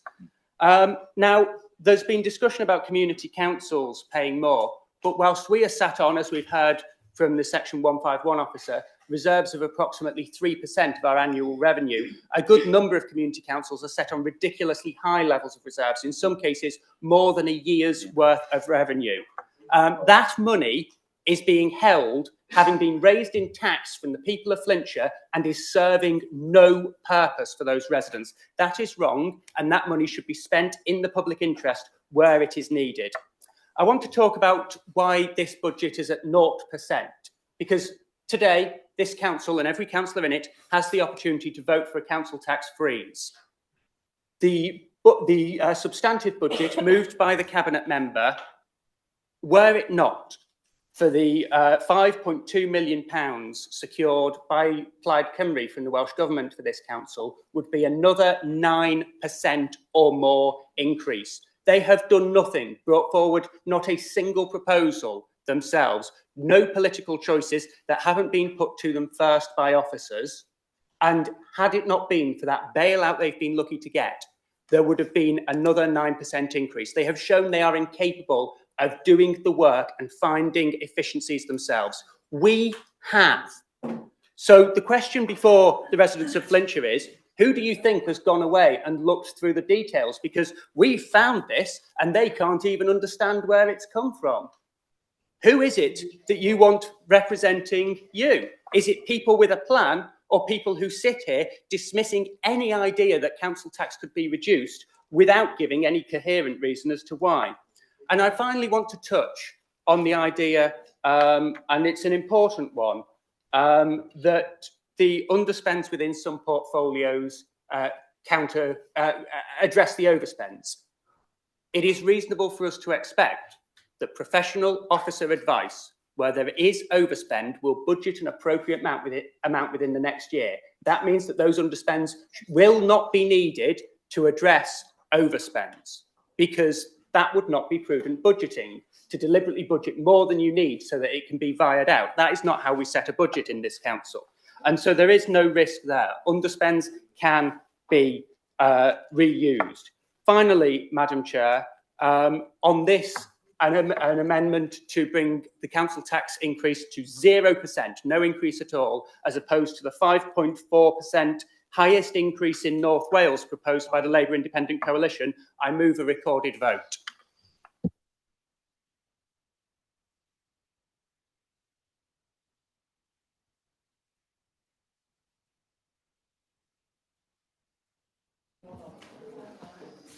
Okay, that's sufficient numbers for that. I'd like to call Councillor Paul Johnson now with his right to reply.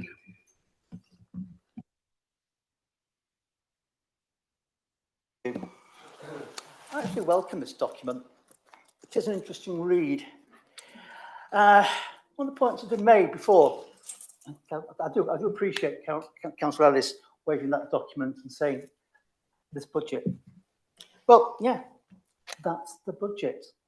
And I can remember often being said to members, have you read this? Have you read this? And the answer is, well, I do. Many of my colleagues do. Most of my colleagues. I would expect you as a councillor that when you're voting on the budget to have said, it's the most important decision I'm going to be making this year for my residents. I need to understand it. I need to read it. And that's the key thing for me. Sorry, Councillor Johnson, can I just stop you there? I asked before when others were speaking that only one person speak at a time. I can hear other voices. So I'm just going to ask everyone, once again, give that little bit of respect for those that are on their feet speaking, please. Okay. So, you know, I looked at that. And if you said to my wife, what was I doing on Sunday? I was reading budget reports. I was doing all of this sort of stuff because it's what I have to go and do. I think I'll leave it to the opposition, to be honest. You should actually be reading it as well, but that's up to you. Now, going through this nice document, and you know, I do think, oh, certainly. Councillor Ellis, the gentleman to my right, I said there's no such thing as point of clarification. Chair, there's either a point of personal explanation, which is that something you have said has been misunderstood, or there is a point of order. We don't have points of clarification, Chair. Go ahead, Councillor Ellis. I didn't actually say I said that the reserves were the amount of papers that we had received. Thank you. I do appreciate it. Thank you. In that case, I withdraw completely, Councillor. Okay, thank you, Councillor Ellis. My point please is, continue. Sorry, thank you there. My point really is that a budget is a serious piece of work. You know, it can be that thick. So I do apologise if anybody else for that saying there. But let's go and have a look at this document that's come before us. Now, the one thing I do know that FPB love to go and do is write manifestos. I love writing things down. And this seems more to me as a manifesto, a piece of polemic that you can bring forward. That's one of the things that I have to look at when we're talking about a budget. Does it talk about building resilience? No. Doesn't have the word count there. Does it talk about sustainability? Not really.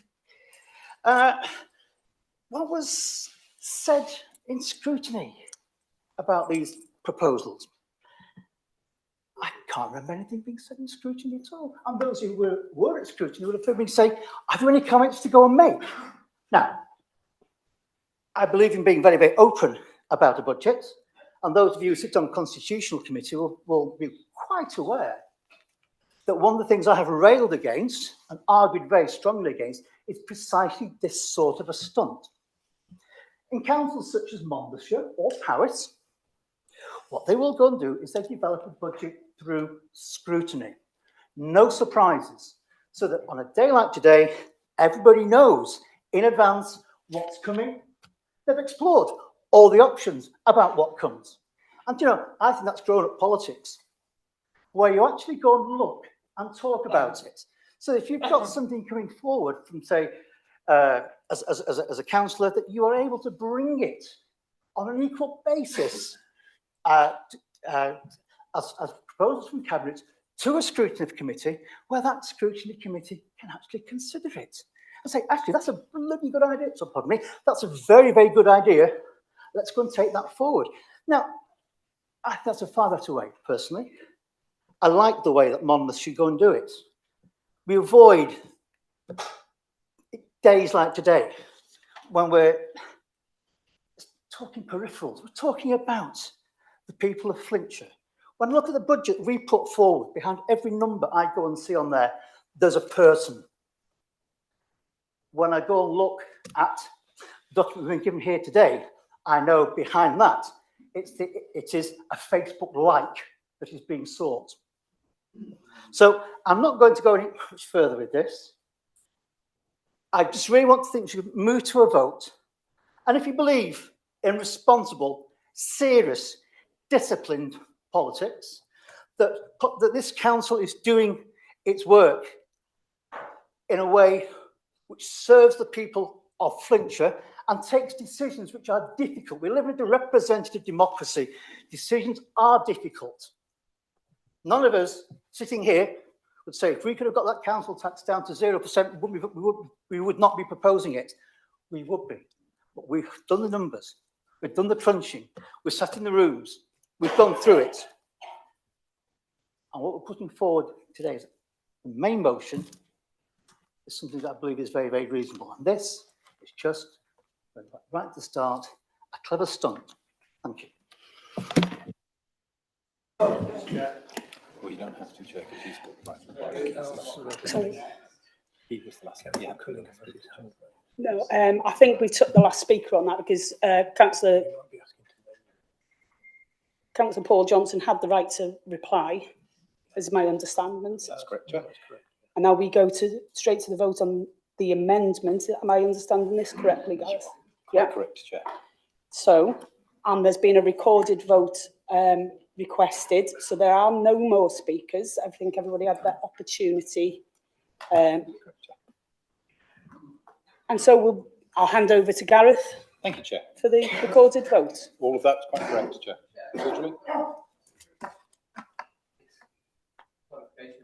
Is this an amendment or is it an alternative budget? Because to me, an amendment is changing a few things, and this seems to be changing an awful lot of things. So just clarification, is it an amendment or is it an alternative? Thank you. It was presented as an alternative budget. I think I heard that word when the document was being distributed. However, Chair, within the procedural rules that we operate in meetings, it has been moved as an amendment to Cabinet's budget, proposed budget. So it is an amendment. We are voting on it, Chair, as an amendment. And as always, Chair, I will start with Councillor Mike Allport. Okay. Thank you. So that was against. Councillor Glenbanks. Against, Chair. Councillor Pambanks online. Against. Thank you. Councillor Bateman. For. Thank you. Councillor Bibby. Against. Thank you. Councillor Bithell. Against. I think that was, I don't know whether he used his microphone, so that was against, Chair. Councillor Brockley. For. Thank you. Councillor Brown. Against. Okay. And Chair, members may have noticed that now you have, we've restored your the powerful mic that you always used to have. Members in the room can use their mics as well. If I speak through the Chair's mic, then when members speak to give their vote, they can use their own mics without the conflict that we'd had when we first moved into this chamber. Teresa Carberry. Councillor Carberry. Against. Thank you. Councillor Claydon. Against. Thank you. Councillor Coggins-Cogan. Against. Thank you. Councillor Collett. Against. That was against, Chair. Thank you. Councillor Coppell. Against. Thank you. Councillor Crease. Against. Councillor Cunningham. Against. Thank you. Councillor Rob Davis. Against. Thank you. Councillor Ron Davis. Against. Thank you. Councillor Davis Cook. For. Thank you. Councillor Chris Dolphin. Against. That was against, Chair. Councillor Rosetta Dolphin. Against.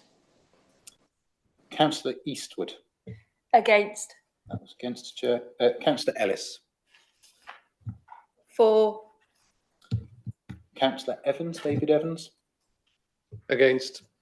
Thank you. Councillor G. That was 4, Chair. Councillor David Healy. Against. And Councillor Gladys Healy. Against. Thank you both. Councillor Hughes, Andy Hughes. For. Thank you. Councillor David Hughes. Against. Thank you. Councillor Hutchinson. Against. That was against, Madam Chair. Councillor Ibbotson. For. Councillor Paul Johnson. Against. Councillor Christine Jones. Against. That was against, Chair. Councillor Richard Jones. Against. Councillor Simon Jones. Against. Councillor Lister. Against. Thank you. Councillor Richard Lloyd. Against. Councillor Mackey. For. Thank you. Councillor Mansell. That was 4, Chair. Councillor Marshall. And that had been against. Thank you. Councillor McEwen. Against. That was against, Chair. Councillor Mullin. Against. Thank you. Councillor Palmer. Against. Thank you. Councillor Parkhurst. Against. Councillor Pearce. For. Councillor Michelle, perfect. Against. Councillor Vicky, perfect. Against. Councillor Priest. For. Thank you. Councillor Ian Roberts. Oh, Councillor, we couldn't hear you then. You weren't on mute. We couldn't hear you. Did I hear you correctly? It looked like you were saying against. Against. Thank you. We still can't hear you for some reason. Your sound isn't working, but we can lip read quite clearly. I saw what you were saying, Chair. Councillor Rose. For. Thank you. Councillor Kevin Rush. Against. Thank you. Councillor Salkeld. That is 4, Chair. Councillor Dale Sylvester. For. That's okay. Thank you. Councillor Shellcross. Against. That was against, Chair. Councillor Swash. For. Thank you. Councillor Thew. That was 4, Chair. Councillor Linda Thomas. Against. That's against, Chair. Councillor Turton. For. That was 4, Chair. Councillor Wakeham. Against. That's against. Councillor Woolley. For. Thank you. Councillor Wren. Against. Okay. Councillor Owen. Against. Thank you. And yourself, Chair. Against. Thank you, Chair. So I think the outcome's clear, but where with me, Chair, I will give you the numbers.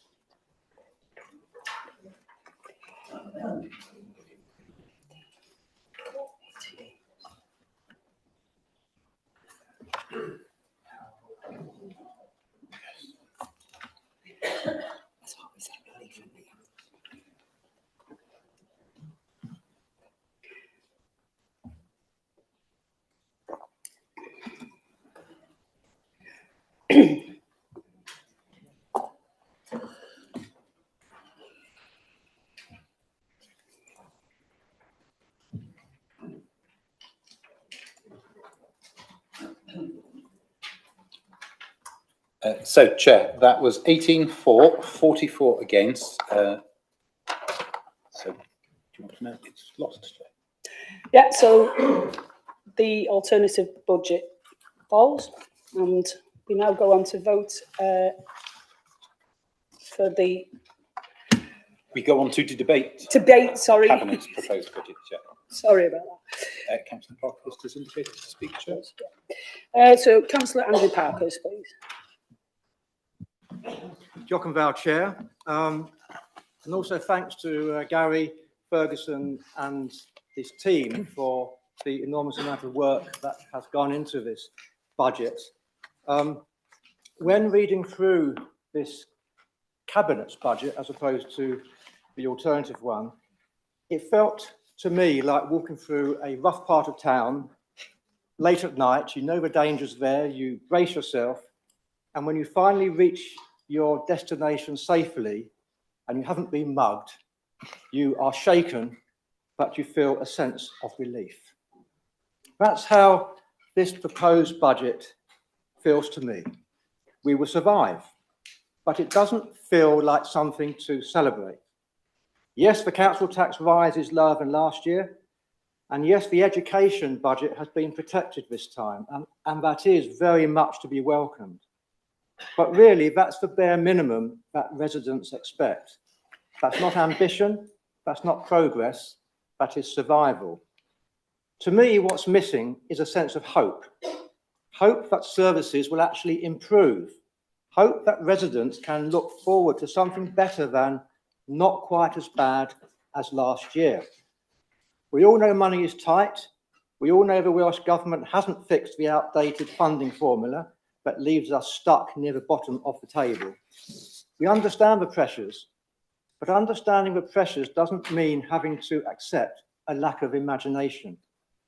Because this budget could have been a turning point, a moment to show residents that the administration hears them, sees them, and cares enough to act.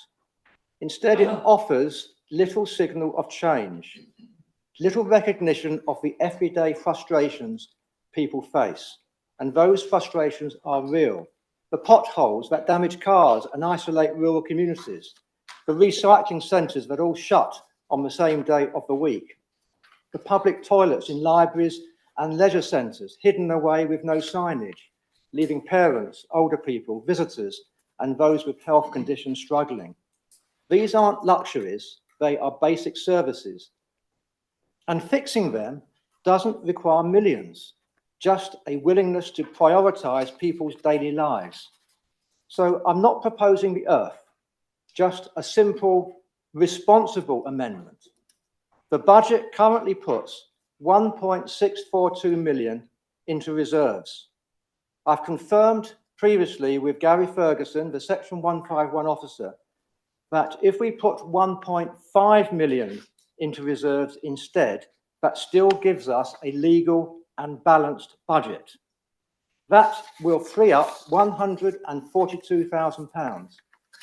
My amendment is to invest that money directly into street scene.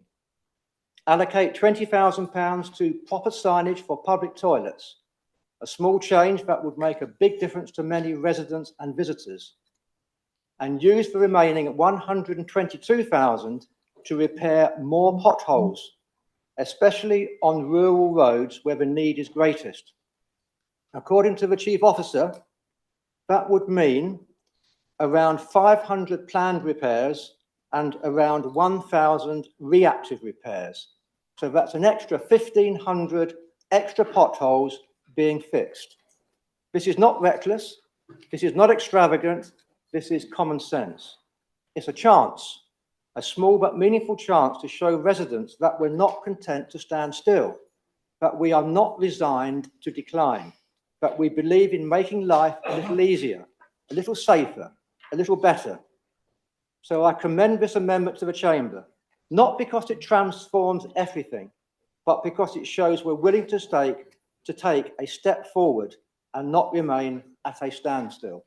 Diolch yn fawr. Thank you, Councillor Parkes. Do we have a seconder for that amendment? Of course. Councillor Coggins-Cogan. Thank you, Chair. Yeah, I support and second the amendment, and I reserve my right to speak until later in the debate. Thank you, Chair.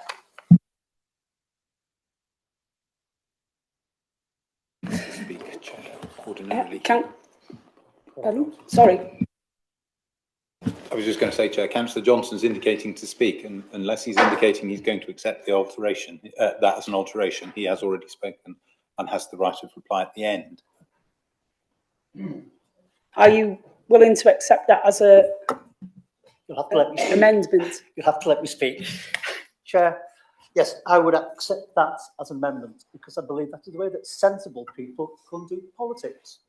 Not grandstanding, working hard, looking at it, looking at the big picture. I'm more than happy to accept that. It's a very positive move, and it's one I think that be welcomed across the chamber. Thank you. Does the seconder also accept it as an alteration, Chair? Councillor Richard Jones. Yes, thank you, Chair. Yes, I'm happy to accept that as an alteration to the substantive budget, yeah. And then we'll open that up for debate then. Is anybody wishing to speak? Councillor Paul Cunningham, you quite okay to stay seated, Councillor Cunningham. Thank you, Madam Chair. Several years ago, the late Councillor Hughes recommended that we go down to Cardiff en bloc to ask the Welsh Government for more money because we were well down in the financial stakes where they were dishing out the money. Now, I don't know whether many people know this, but the Welsh Local Governments Association, they are the people who organise this Barnet formula that we've got. And the better off councils down south are likely to object to everything. And I would make a suggestion, Madam Chair, that we in Flintshire, again, go en bloc down to Cardiff and heckle them until they decide to do something decent and change the formula and give Flintshire a fair run for their money. Thank you, Chair. Councillor Ryan McEwen, please. I think I indicated, Chair. I just want to say that's not my mistake. Somebody to my left told me that you wanted to speak, so there we go. In that case, Councillor Chris Biffle. Yeah, thank you, Chair. The increase we had in the grant from Welsh Government this time was 4.1%. That was, I think, nearly double what we were expecting.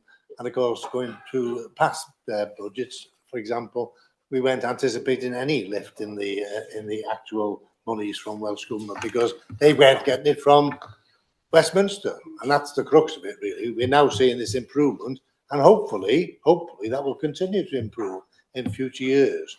But the money has to be generated in the first place, really, at national level. And as we've said time and time again, you're not going to fix 14 years of neglect and underinvestment in 1 year or 1 week or whatever. It's going to take time. But there are indications there that things are improving. I agree about the formula. That certainly needs looking at again. But in terms of the potholes, you know, now the question I wanted to ask really was in relation to that. You know, very often in the past we've had last minute money from Welsh Government who've got money left over perhaps at the end of the year, and that's been attributed specifically to potholes. Has any money been received as yet? And will any money be received? Are we anticipating any money coming forward on that? So that's the question I wanted to ask. And again, you know, in terms of potholes, it's a national issue. I was down in my daughter's the other week. She lives in Hertfordshire, very posh area. But it's not because my daughter lives there, it's a posh area anyway. But the potholes there are atrocious. And I thought, well, thank goodness I'm from Flintshire. Things are bad here. I was out with my area surveyor yesterday for an hour and a half going down the ward, pointing out all the potholes. You've all got them. And they are being filled very often, you know, as we speak. And some people have to go for photographs on the spot when they're being filled. I don't know they fix that, but then again, something we need to look into. But the point is, you know, they are being filled, they are being addressed. And again, other authorities have much bigger problems and they're not really progressing them as well as we do. So that was a question I wanted to ask.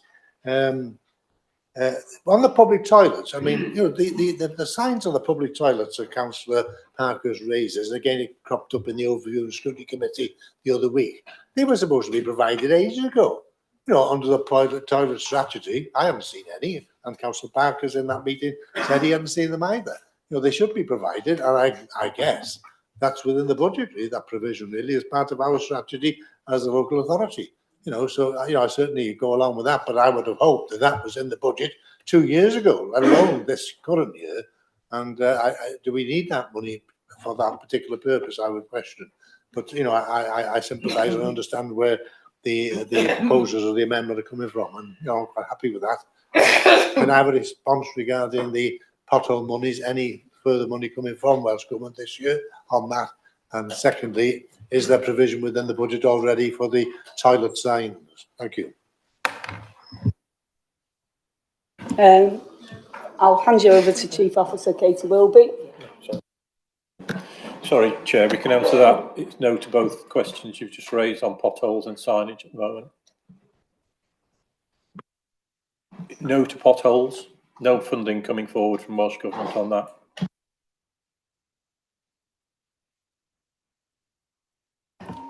Councillor Marad Eastwood, please. Diolch, Cadeirydd. Starting with holiday hunger, I'm excited to see the £400,000 allocated for the implementation of an innovative new model, which has already gone out to tender. The recommendation came from the Holiday Hunger Working Group, and we hope this model will ensure that healthy and nutritious food will be readily available where it is most needed within our communities and address food poverty throughout the year, not just during school holidays.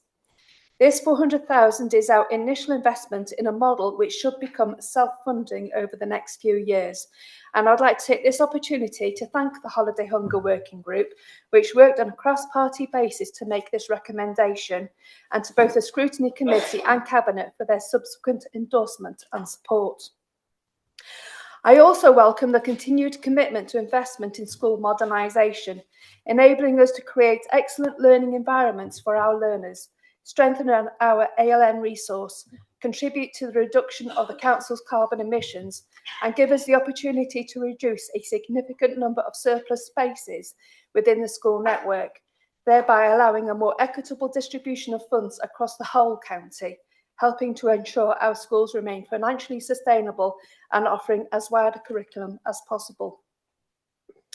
As we are all aware, schools have been having to make increasingly difficult decisions about how they continue to deliver a quality education to our learners, and the difficult financial landscape within which the council has been operating has been long recognised by the school community. I thank them for the continuing to work hard to deliver that quality education, and working with us collaboratively to ensure the best outcomes for our pupils. I recognise the hard decisions that are having to be made by schools, and I'm delighted with the proposal to protect the school's delegated budget by not top slicing it this year. In addition, having listened to schools, we understand the increasing pressure created by ALN, and I'm also delighted with the allocation of over £1.5 million, which will go directly into schools' budgets, thereby giving head teachers flexibility to meet the needs of their pupils requiring additional support. I believe that giving our young people a good start in life is beneficial to everybody. I thank my Cabinet members for their support in relation to this budget, and hope that members will also support our young people and schools by supporting and voting for this budget. Diolch. Councillor Bill Crease online, please. Thank you, Chair. I find myself that pretty much what I was going to be saying has been covered by the last 2 or 3 speakers, but I'll say it anyway. I'm particularly pleased with the decision or the determination not to top slice delegated budget to schools. And in addition to that, the money that should have, if you like, been removed because of falling numbers has been held within the budget to support ALN. Those people that are involved in education and see what's happening in schools do understand that the huge pressures and growing pressures on schools for additional learning needs is a significant problem, and by retaining those funds at that 1.58 million, whatever it is, to assist with that is more than welcome. The Holiday Hunger programme, I was partially involved. I couldn't be involved latterly because I was ill, but the progress made and the discussions, I'd like to underline what Councillor Eastwood just said, cross-party, very effective working to achieve a realistic, workable outcome going forward to support the most vulnerable in our society. I was also reassured that there was going to be an allocation budgeted to go into our reserves. Losing 120,000 of that, dropping it down to 1.5 million, actually makes a lot of sense. Councillor Parkhurst has argued strongly in favour of this, and it just seems to me that working together is the way forward. Thank you. Councillor Ted Palmer. Thank you, Chair. I'd like to thank Councillor Parkhurst and Councillor Coggins-Cogan for their amendments. Any increase towards the potholes has got to be a benefit. Thank you. Councillor Carol Ellis. Thank you. So we're here today seeing a budget proposed that is reliant on reserves to balance it. Reserves that we've been told in total now stand at 13.45 million. There's no budget risk reserve available. That is all we've got, that figure. Supposedly for use in emergency. Well, that emergency can come any day, can't it? Just look at the social services, 7 million plus overspend, and the outer county overspend. We're given the impression that we'll be saved by the transformation programme. That will save us, but we've got very little detail of that. And what if it doesn't? What if it fails? The budget is built on risk. 2 million of unspecified strategic transformation savings. Assumptions that pay awards will not exceed 3% because we've got no money set aside if that happens. We all know that social care, the demand is unsustainable. Demographic pressures likely to intensify. We've still got the waste, infraction fines possible. And don't forget, we've still got the 300 holiday pay claims to deal with. And we've got 250,000 in the budget to settle those claims. So even if it was £800 per person, we would only have that much to actually settle those tribunal claims. Yeah, it could be more. We don't know the costs, do we? I think the chief said the next tribunal is on March the 6th. So maybe we'll have a bit of an idea then. But this is a budget which openly admits it cannot meet demand. So therefore, I'm afraid I can't support it. Thank you. Councillor Simon Jones. Thank you, Chair.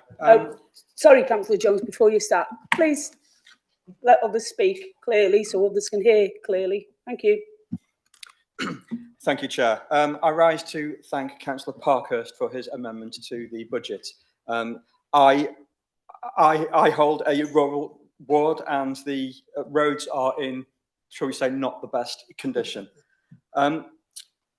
Since his amendment came through, I've been trying to find some facts out, and as I understand it, the legal definition by location of a rural community is a community with under 10,000 residents. In Scotland, that's 3,000.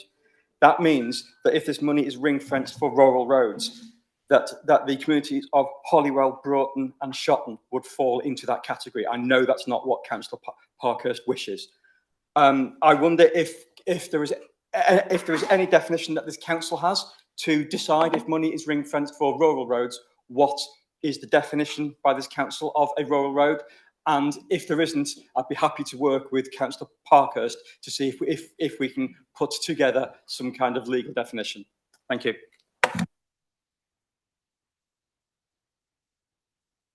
Do you want me to come back? Yeah, okay. Good afternoon, everybody. There's no legal definition of a rural road, but we classify the roads by A roads, B roads, C roads, and unclassified. Those are the legal definitions for roads. So you could look at, I mean, obviously, we've brought previous reports to you through the Highway and Asset Management Plan, where we've advised you on the asset conditions through annual status reports. You could look at seeing unclassified roads because generally they tend to be in the more rural areas. So I hope that helps.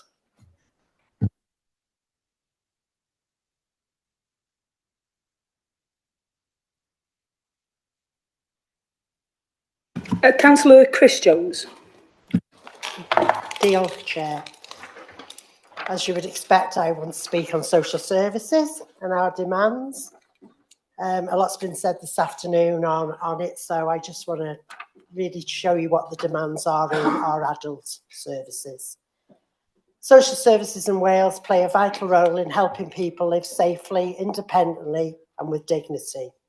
They support older people, disabled people, individuals with long-term or mental health needs, unpaid carers, and protect vulnerable adults, children and families. Social care also prevents crises, reduces pressure on the NHS and supports timely hospital discharge. Flintshire has a strong track record of delivering high-quality, innovative support that promotes independence. Over the past year, key achievements include the opening of T. Croissati Residential Care Home, providing modern care for older people and 12 discharge to recover beds. The opening of Coedy Draig, an integrated health and social care hub, offering meaningful day opportunities. Implementing MST CAN, which is an evidence-based model that helps families experiencing neglect and substance misuse to stay safely together. And achieving excellent ratings for our in-house residential care for looked after children. Despite strong performance, social care in Flintshire faces severe financial and sustainability pressures. This mirrors a national picture: growing demand, more complex needs, workforce shortages, inflation, and underfunded partnership responsibilities are driving significant overspends and urgent need for investment. Our key cost pressures include rising demand, especially from an ageing population, increasing care costs with more people needing financial help for care homes and underfunded grants, workforce pressures, including reliance on agencies and recruitment challenges in children's services and domiciliary care, and partnership gaps where delays in NHS assessments and underfunded health responsibilities increase local authority costs. There are lots of demographic pressures. There's going to be population up 65 plus, population up 20.8%, 80 plus population up 40.6%, people living with dementia up 32%. The current data already shows substantial increases in demand over the 4 years. 20% more people contacting social services, 16% more people with care plans, and 123% rise in reablement. Care and domiciliary care packages, 47%, and residential nursing care, 22%. These are massive rises, massive. Care home placements alone have increased from 611 to 745 people in 2 years. That's adding £4.5 million in costs. Demand is outstripping the ability to respond. People are waiting longer for assessments and for care to start, which can lead to deterioration or longer recovery times after hospital stays. Hospital-related demand has grown by 37% in 3 years, stretching resources and reducing capacity for community support. Despite pressures, services continue to support residents effectively. The proposed budget aims to create a sustainable, resilient social care model focused on promoting independence and community-based support, strengthening reablement and progression, building family and parenting resilience, and delivering high-quality statutory care where needed. The investment represents a commitment to protecting and improving the lives of Flintshire residents, and I support this investment in frontline services and the proposed budget because we care about our people who we look after in Flintshire. Diolch. Councillor Richard Jones. Yeah, thank you, Chair. I think there's a couple of things need to be said before I make a little bit of a speech. So every line item in this administration's budget has been through scrutiny. Every line has been discussed, scrutinised, as the opposition may have wanted to or not.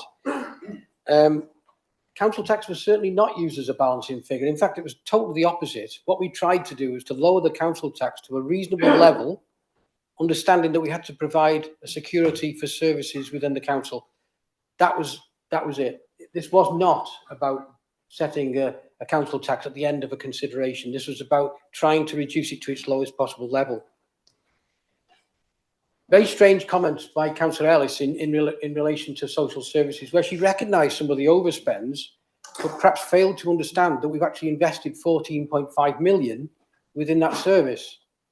So because we've got the overspend of 7 million in year, we've provided for that within the budget for next year, plus an additional 7.5 million to accommodate for commissioning and other charges. You also mentioned out-of-county placements. Well, we've invested in that too. So we put 2 million in there as well to support that overspend that was in this year, which was about 1.8 million.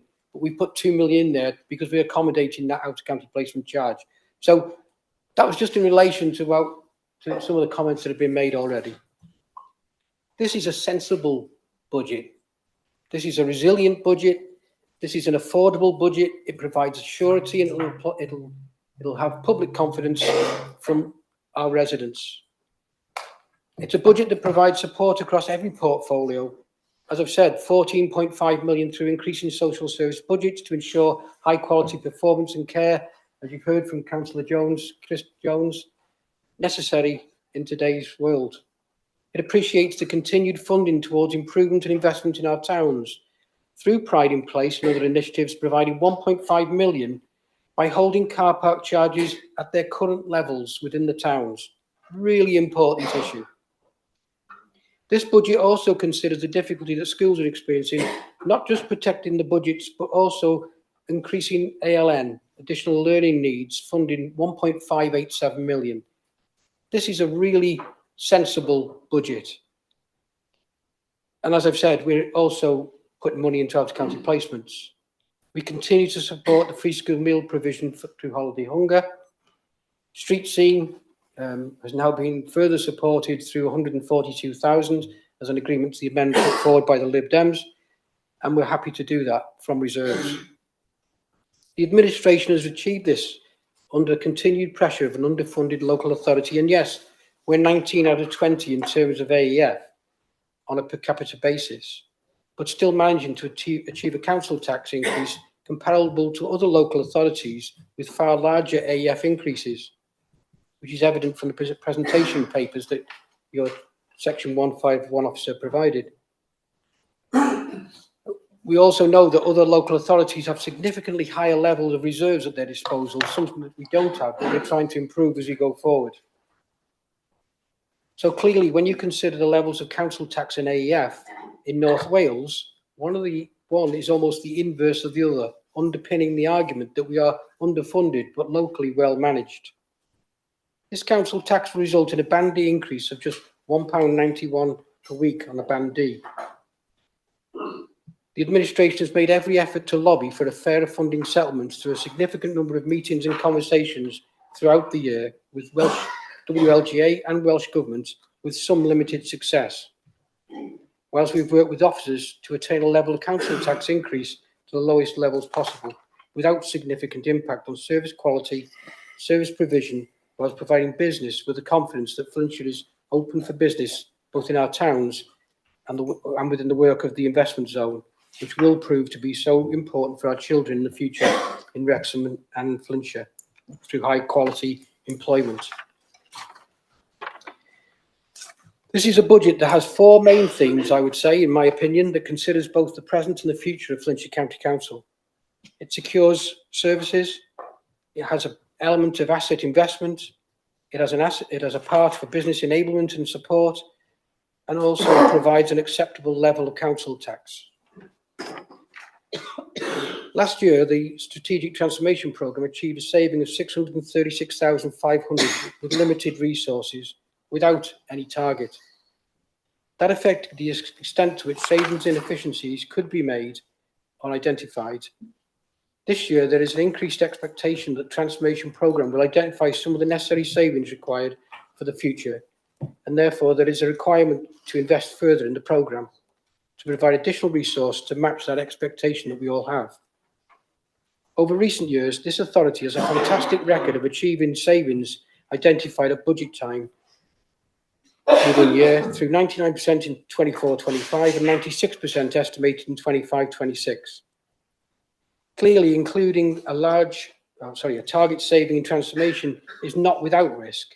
I accept that and will challenge this council to deliver it, but it is considered reasonable as 2 million equates to less than 0.5% of this budget. Sorry, Councillor Jones, we've run out of time now for that. Okay, Sorry. I will wrap up. Members, this is a budget that is a summation of many discussions, considered all the consequences, and is trying to find a reasonable and fair outcome with the funding received. Councillor Jones, thank you. Thank you. Your point of order, Councillor Robertson. Madam Chair, I was only noting that you hadn't allowed Councillor Ellis extra time, and you indeed managed to I had my BDI on the clock, thank you, Alistair Ibbotson, and Councillor Ellis was 3 seconds over, and that's when I called time on Councillor Jones. Like I say, I like to be fair across the board. Okay. Councillor Jason Shellcross. Okay, thank you, Chair. I'd like to thank the Lib Dems for their well thought out amendment. I have attended all of the cross meetings over the last 12 months as either chair or vice chair, and must express my praise for the way each portfolio has managed its tight budgets whilst also preparing for 26-27 in a very difficult times financially. We are seeing the benefits, the financial benefits that transformation is bringing to the council. By holding car park charges in towns of Flintshire, we are helping support small shopkeepers, cafes, restaurants and businesses to compete with the likes of Chester Wrexham, Broughton Park and Cheshire Oaks. Thank you. Councillor Alistair Ibbotson. Thank you, Madam Chair. I think it's important as we stand here being asked to vote on this budget that we are clear-eyed about what it is we're voting for and what it is that's been rejected as part of this. In Flintshire People's Voices Alternative, there was a contribution of £1.137 million additional into reserves that simply is not in the administration's budget, exposing this council to extra risk. There was £500,000 in allocation for schools' general budgets that is just absent from the coalition budget, keeping in place the constriction on school funding from previous years. There is no funding for children's safety at St John's School. And if any councillor wants to justify why they can vote against that, why they can say that if Welsh Government pays for it, fine, but if not, the children will have to take their chances. If anybody has the bottle to go and justify that to the parents and children in my ward, then I welcome them to get in touch with me afterwards and I shall arrange it. I look forward to a flood of such inquiries. And what is in the budget? Because I've mentioned some things that aren't, but there remains within this budget the huge increase in the amount paid to cabinet members of a couple of years ago because of the growth of huge inflation in the cabinet size. And so how are their warped spending priorities being funded? Well, they've not identified any waste of their own, and they're funding it by having the biggest council tax increase in North Wales. Now, the Deputy Leader has said that that is an acceptable increase. Acceptable to whom? Not to the residents of Flintshire. It is a political failure by this administration. And political failure is a term that we may well note because there's been some contributions in this debate about potholes and the funding formula from two different Labour councillors. I would ask them, who is it who's in power in this council? Who is it who is in power in Cardiff Bay? Who is it who is in power at Westminster? Labour, Labour, Labour. It's no good to sit here and complain that things are broken. Sorry, Councillor Ibbotson. Please, I'm finding it hard to listen. I'm sure others will also be finding it hard to listen. So please continue. It is no good standing here complaining when their party controls all the levers of power in this country. They have run out of other people whose fault it could possibly be. So let's go back to the report of the cabinet member. Madam Chair, there is no right to interrupt members for a point of clarification, only a point of order. So I would suggest that Councillor Jones needs to hold his peace. So let's go back to the report of the Cabinet member. Now, I refer to the report that went to Cabinet this morning that came from the Cabinet member, Deputy Leader of the Council and Deputy Leader of the Council and Cabinet Member for Finance and Social Value for Finance and Social Value. Now, to be fair, that error didn't appear in the report to today's council. There, the title was Deputy Leader of the Council and for Finance and Social Value. Presumably, there's a missing Cabinet member there. If a member's managed to get their own title wrong twice in 24 hours, I have questions about whether he's capable of doing sums on a £478 million budget. And so, in that spirit, I ask, Madam Chair, under Procedure Rule 9.1, which allows questions to the Leader of the Council when they are on a report of the Cabinet, and as I say, these are Cabinet reports, they have Cabinet members' titles, almost, at the top. Will he confirm that every single budget line that will be changed in his budget versus the current year, if his budget's approved, has gone to scrutiny, yes or no? Now, we have heard from the Deputy Leader a moment ago that the answer to that question is yes. I would like the Leader of the Council to confirm that he agrees with his Deputy Leader. And then if the answer to that question is yes, he does agree that every single budget line that will be changed in his budget versus the current year has gone to scrutiny.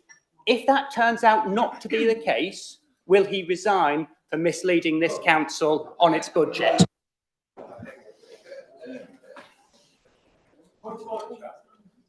Point of order, Councillor Simon Jones. I'm not sure if a false statement has been made or not. I wonder if we could have some clarification. Is it, as Councillor Ibbotson said, that Flintshire has the largest council tax raise in North Wales? Or is it, as the finance team said, Conway has the largest council tax increase in North Wales? Thank you.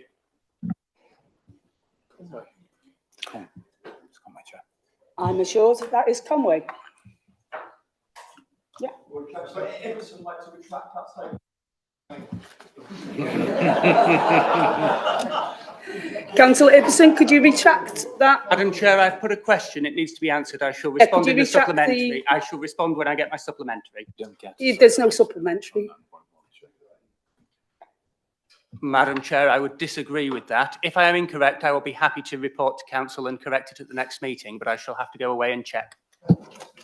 No, Chair, he doesn't have to go away and check. I can tell you now, he doesn't get a supplementary question. Under any questions asked under 9.1 do not give rise to a right of a supplementary So question. I'll just hand over to Gareth to explain that part. So, Chair, Councillor Ibbotson is correct under 9.1. He can ask questions of the Leader or a Chair of Committee, but he is incorrect to say that he then gets a supplementary question. Supplementary questions only apply to questions on notice.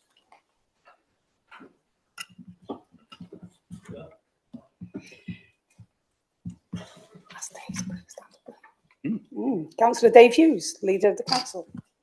Thank you, Chair. Regard to questions of budget, they can be asked at any scrutiny committee meeting, and that's why I expect them to be a question whether they would be asked at. And when we talk about what salaries that the councillors have, that is done by the remuneration board. It's not. We do not vote for our own pay rises. Thank you, Chair. Is this a point of order, Councillor Ibbotson? Yes. Thank you, Madam Then Chair. allow. The rules are clear that the question needs to be answered. The question was, will he confirm that every single budget line that will be changed in his budget versus the current year, if his budget's approved, has gone to scrutiny, yes or no? He's made a statement that was not an answer to that question. Members have the right to answers to the questions when they ask them. So I would suggest, Madam Chair, that you invite the Leader of the Council to have another go. Thank you for your suggestion, Councillor Alistair Ibbotson. Before I do ask Councillor Hughes to rise again, I'd like to read out on this sheet I've got in front of me. I think everybody's seen it. The highest council tax increases Conway, followed by Caerphilly, Monmouthshire, Vale of Glamorgan, then Flintshire, and then very closely followed by Denbighshire, Gwynedd and Anglesey. Councillor Dave Hughes. Thank you, Chair. As I've said before, Councillor Ibbotson has been at every scrutiny committee and seen the budget things. So I don't know why they're not asked at the scrutiny committee. That's where we do it. That's where we do all our scrutiny with the budgets. It's a yes or no. Has everything gone to scrutiny?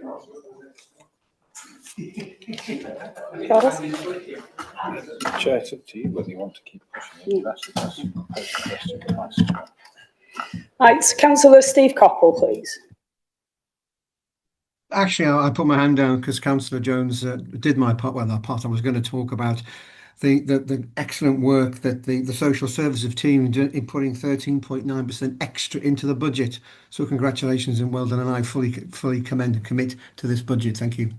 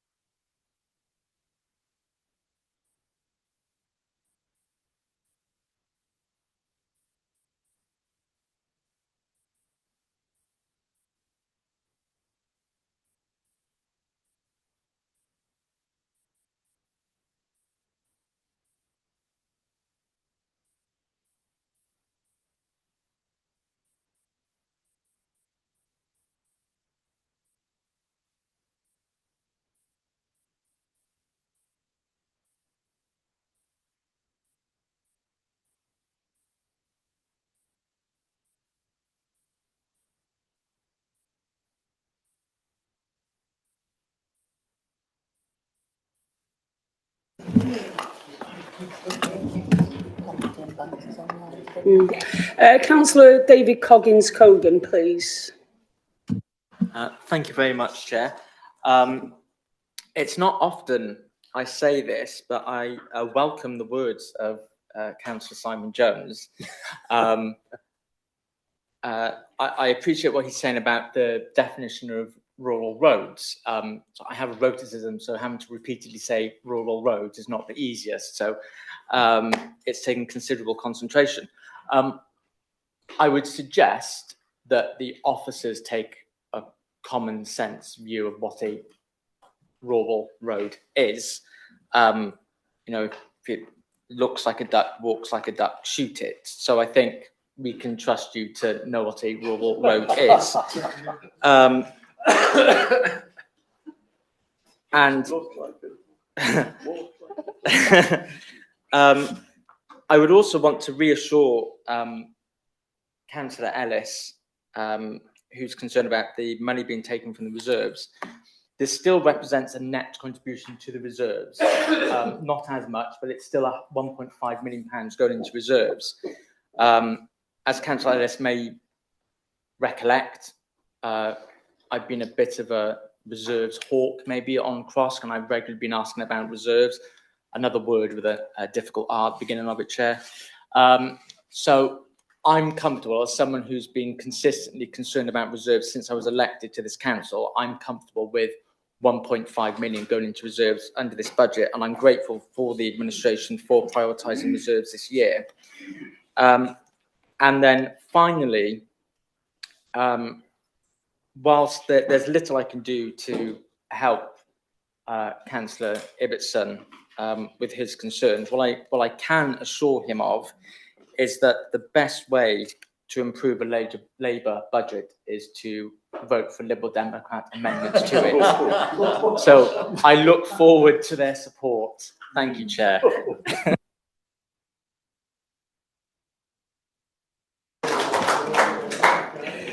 Councillor Glimbanks, please. Thank you, Chair. Well, first of all, I'd like to say to Councillor Ibbotson, happy to take him up on his invite to have a look at St John's School, as long as other ward members are also included. And I must add that there's plenty of schools that probably meet the same criteria, so no firm promise is going to be made. After saying that, I've got to say, just on, I think we feel we've been let down a little bit by the Welsh Government on the EPR funding, which is the extended producer responsibility, because they've what you could call top slice some money off us for next year in 1.931 million. Now, to put some figures into perspective here, now if you'd added the 1.93 million to the 902,000 that they were proposing to take out the budget, and then also add the 70,000 guaranteed for one school, then that would add up to 2,903,000 cost pressure on Flintshire street scene in a service that's already under severe pressure. And that leads me then on to, I mean, we've already had the usual stick the boot in on the recycling and things, but I just want to put a few figures here. The collection rate for a year was, the total collections made was 5,326,780. And yes, there was missed collections, but what I figure, when you put it in perspective, the missed collections are in the thousands, the very low thousands, but the total collections are well over 5 million. It does sort of put things in perspective, and the collection rate over, we're well over the 70% collection rate for the first two periods. Third period hasn't been guaranteed yet. So, but we're doing really, really well. So the service just does not need people sticking the boot in on them all the time. It's a service that's doing fantastically well. And I just will leave this on the point of the cost pressure that would be on street scene would be almost £3 million if we had have accepted the amendment. Thank you, Chair. Councillor Pam Banks online. Thank you, Chair. I don't speak very often because I'm not politically correct as most people, but all I've heard in these meetings today is about potholes. Well, behind potholes is our workers in Flintshire doing the job in all kinds of weathers. I've seen them all around. I mean, my ward is quite rural, like Glyn's ward is, and they're trying their hardest to fill these potholes. Soon as they're filling them, there's another one coming. So that's the pothole issue. The other issue is with social services. Our social services team in Flintshire is absolutely second to none.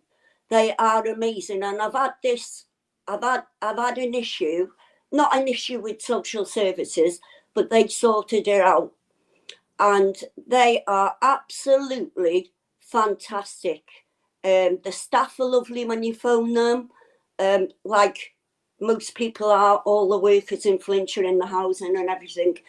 And to be honest, our leader, Dave, I know he gets a lot of flack, but he listens to what you're telling him when you ring him up.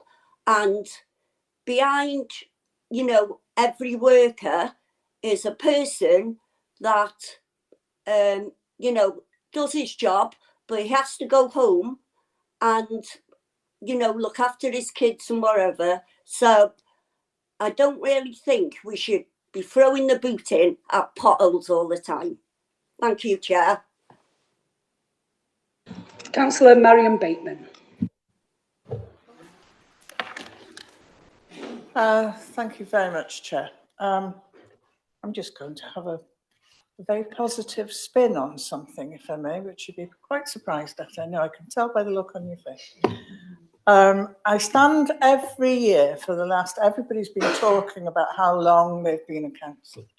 Well, I've been here, would you believe, for 17 years. Doesn't time fly when you're having fun? And every year I've stood up at this time of the year and said that my wonderful ward of Northup has the lowest bandy precept, can't get the words out. It's the most wonderful place to live and the most value for money. And they're all sighing and saying, well, you don't do anything for it. Well, come and see. And we do. And I'm not complaining about potholes. Thank you. Councillor Richard Lloyd. Oh, thank you, Chair. Certainly it's not bad either, really, to be fair. I know it's getting cold names, but it's not bad, really. It's nice to see a very sensible amendment to the budget. I'm all in favour of that. Anyone going to street scene? It's what's seen on the ground by residents, isn't it? I don't want to mention potholes again. It's been mentioned too much, doesn't it? Potholes, fly tipping and dog mess. I did notice, though, in the alternative budget, there was no mention in planning cuts or anything like that. We do have a good development management performance report, it's Q3, and it's except for enforcement, but we do have the appointments of a new planning enforcement officer, which should go down quite well. But a lot of the questions from the Flintshire People's Voice were to residents. What would the residents want? Well, let me ask the residents. Would the residents like to see the Flintshire People's Voice group take up their 2 allocated places on the planning committee? No. To have their say on applications in their ward? Because at the moment in time, they have no say on planning applications. So that's the question I'd like to ask the residents. I'd like the press to pick up on that as well, because I see a lot on Facebook, even though I'm not on Facebook, and there's no mention of the Flintshire People's Voice's 2 allocated places on planning committee. They will not take them up. Thank you very much. Right, Megan.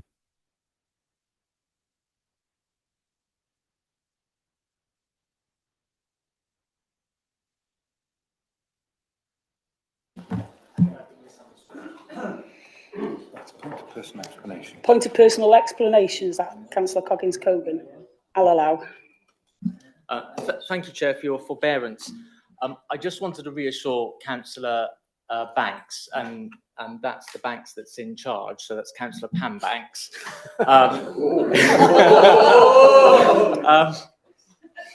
There has been a lot of discussion today to do with potholes, but what I can assure Councillor Pam Banks is that the amendment that we put forward, and which has been accepted by her group, is to provide more funding, so the workers are out there doing that job. They'll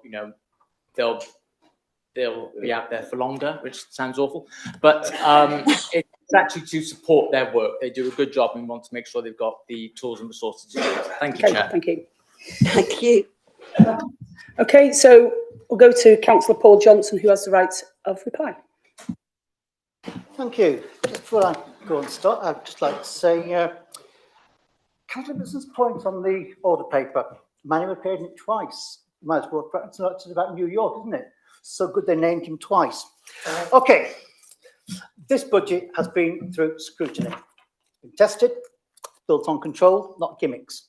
It keeps the council stable. It's the foundation of everything else we want to achieve. Looking at the council, this tax decision. The biggest costs in this budget are not optional projects. They're statutory duties, demand-led services, social care and support for children. Those pressures don't disappear because we wish them away or through clever words.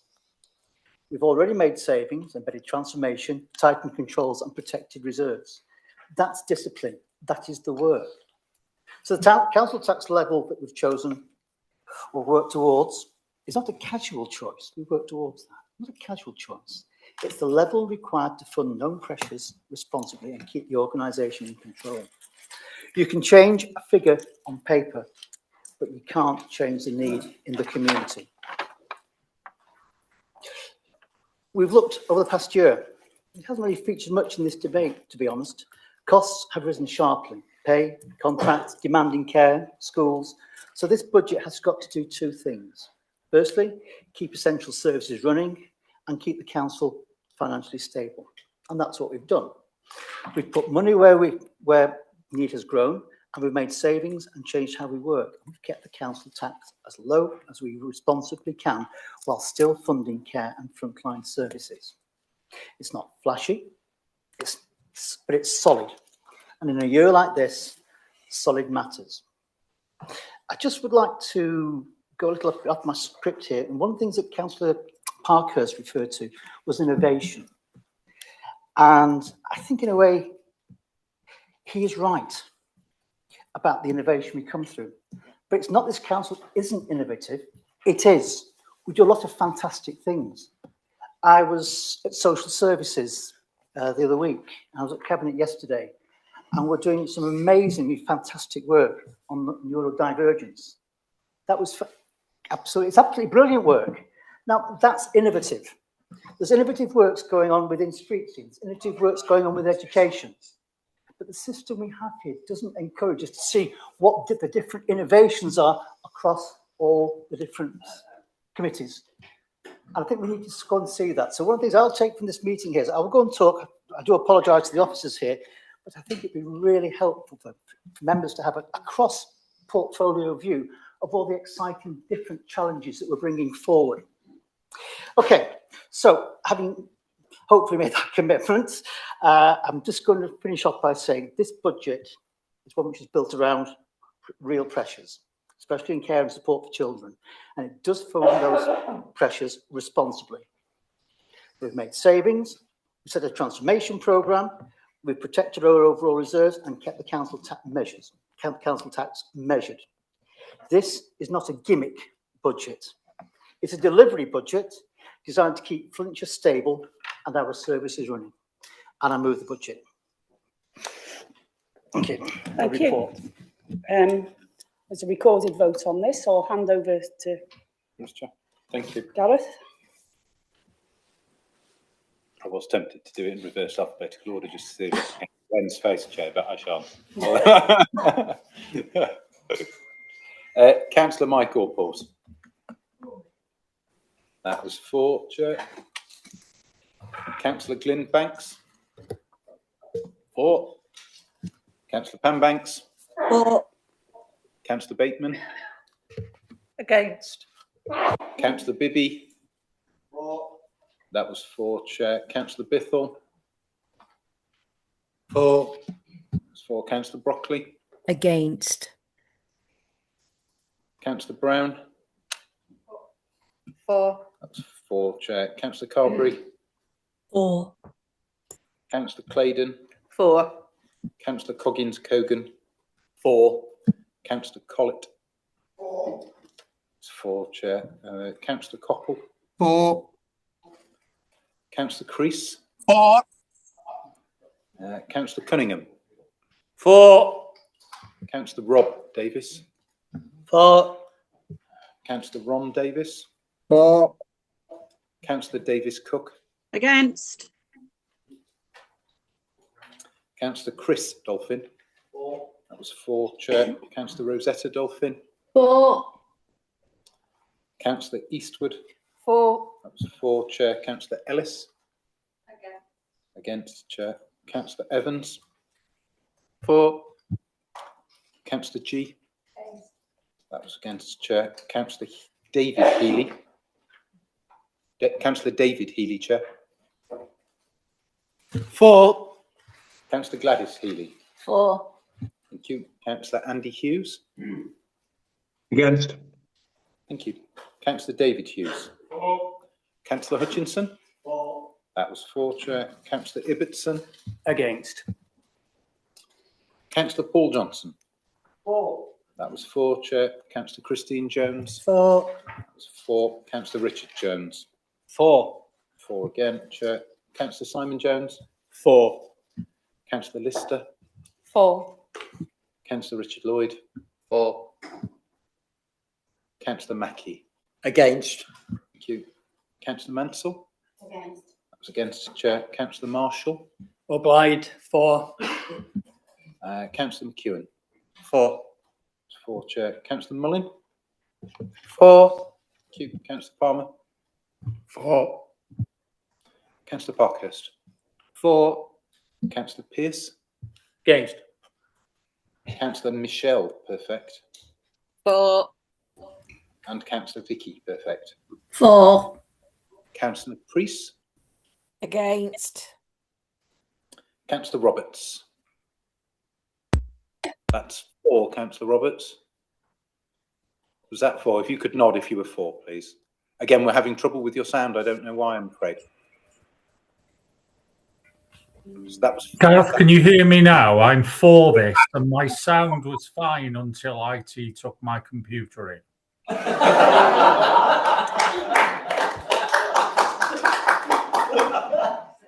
I shan't offer to send somebody out to have a look at it then. No, I will. I will ask them to have another look, Councillor Roberts, because you have experienced some problems with your machine for a little while now. Councillor Rose. Against. Thank you. Councillor Rush. For. Councillor Salkeld. Against, Chair. Councillor Shawcross. That was 4, Chair. Councillor Swash. Against. Councillor Thew. That was against, Chair. Councillor Thomas. That was 4, Chair. Councillor Turton. That was 4, Chair. Councillor Wakeham. 4. Councillor Woolley. Councillor Woolley was still online. Yeah, oh, we just missed him because he said he might need to leave at 2. He was still online when we started voting. Councillor Wren. 4. Thank you. Councillor Owen. 4. And Councillor Buckley. 4. Okay, thank you. Bear with me, Chair. I'll give you the numbers.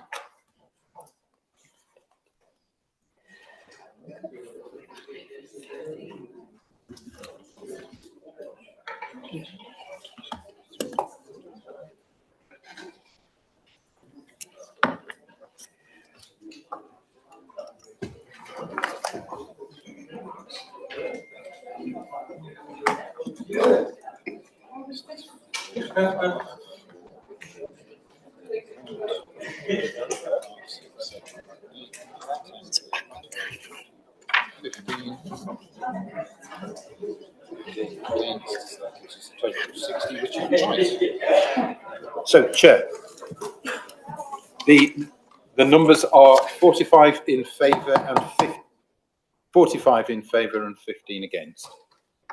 So the budget's carried. We will now break for lunch. 45 minutes. Be back for 5 to 3, please. All rise, please.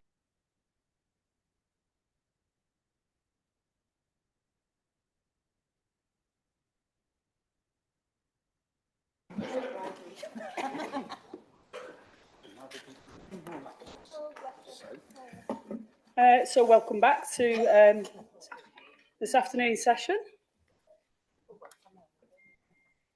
We go on to agenda item number 8, and that's the council tax setting for 26-27.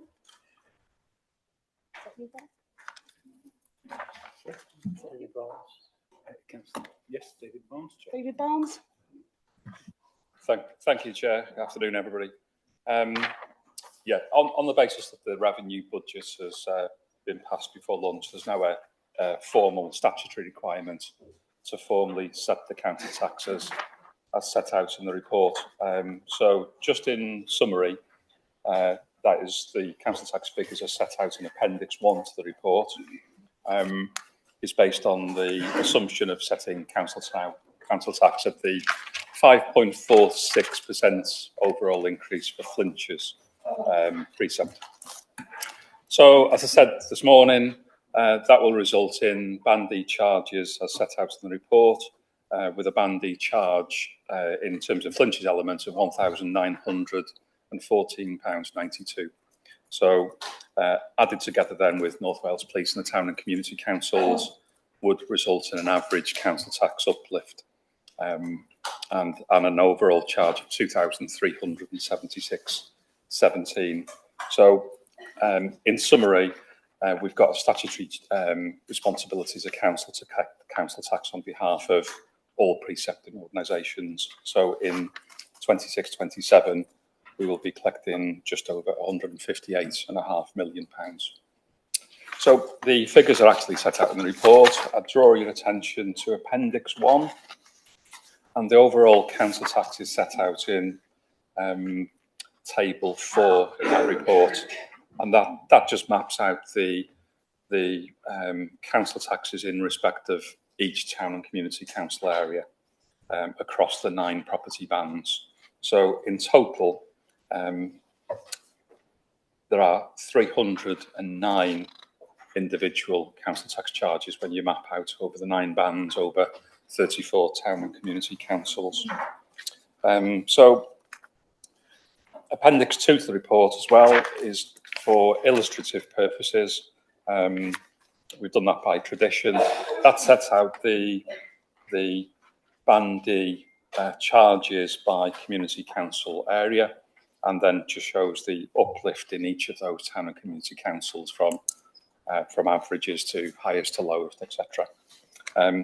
So just to formally now say the recommendations are set out in the report is a requirement now to set the council tax as set out in the report. To also note and endorse the continuation of not providing discounts on second homes and long-term empty properties, and not to ratify the decision because the decision has already been taken, but just to note the continuation of the council tax premium scheme in 26-27, and including what I referenced this morning as well, the council tax escalator that comes into effect from April 26. And the fourth recommendation is to approve designated officers to undertake legal action on behalf of the council, and for certain officers to appear in the magistrates' court to prosecute in certain cases. So, thank you, Chair. Councillor Paul Johnson. Thank you, Chair. This morning, I believe the discussion around the budget was fundamentally discussed. It was discussed in detail, vigour, passion, which is excellent in itself. We now have the council tax setting for 26-27 in front of us. The recommendations are set out in front of everyone. I'm not going to waste anyone's time. I'm just going to formally move the resolution, and I suggest that we move on to a recorded vote after I've finished speaking. Do we have a seconder first? Councillor Richard Jones, would you like to speak? Nope. Did he say recorded vote? Yeah. Yeah, I did. No. Is anybody going to support the recorded vote? You need to stand up. Okay, that's enough, Chair. That is enough. And Chair, whilst your microphone is still on, Councillor Johnson's microphone is still on. Okay, thank you. Councillor Marion Bateman, please. Thank you, Chair. And I do apologise. I've never known for being early in my entire life. But my little speech, and little as it was too early. It should have been for now. So I beg your pardon. Sorry.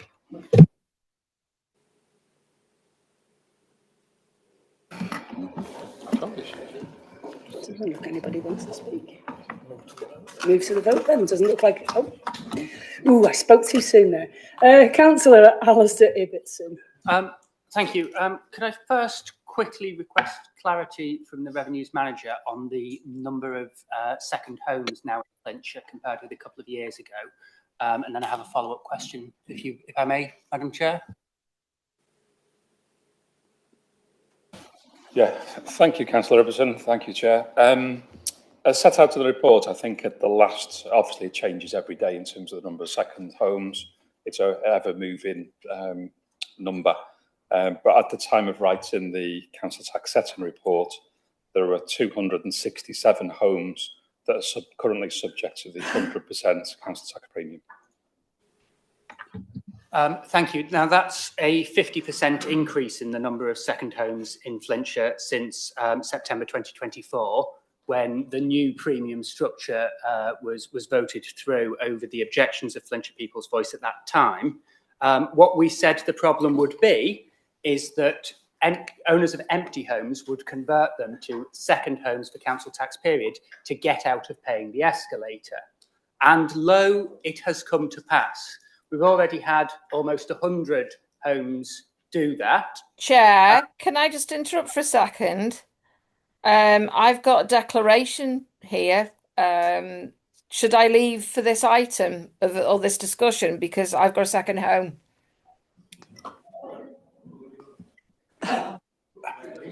Well, I'll seek the advice of Gareth on that.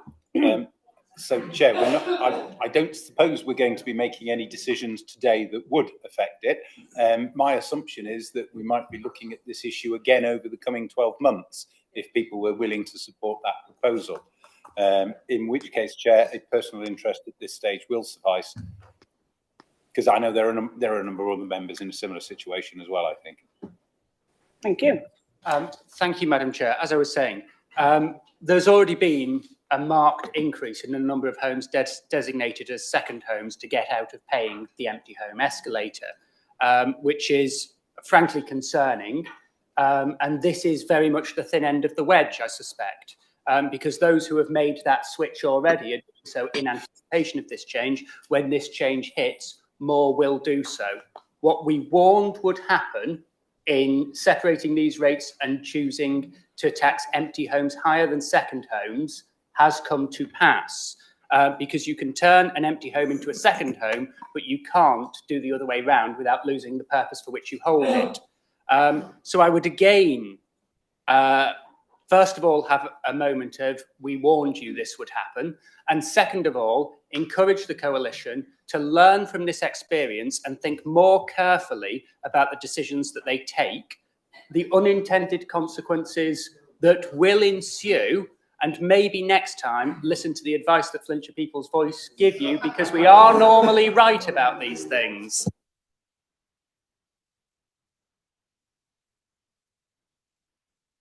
Are there any other speakers? If not, I will pass back over to Councillor Paul Johnson for the right to reply before we do move to the vote. Thank you, Chair. I just think we should move to the vote. Thank you. The comments are noted. So, Chair, taking names in alphabetical order, Councillor Michael Port. That's 4, Chair. Councillor Glyn Banks. The right-hand button, Councillor Banks.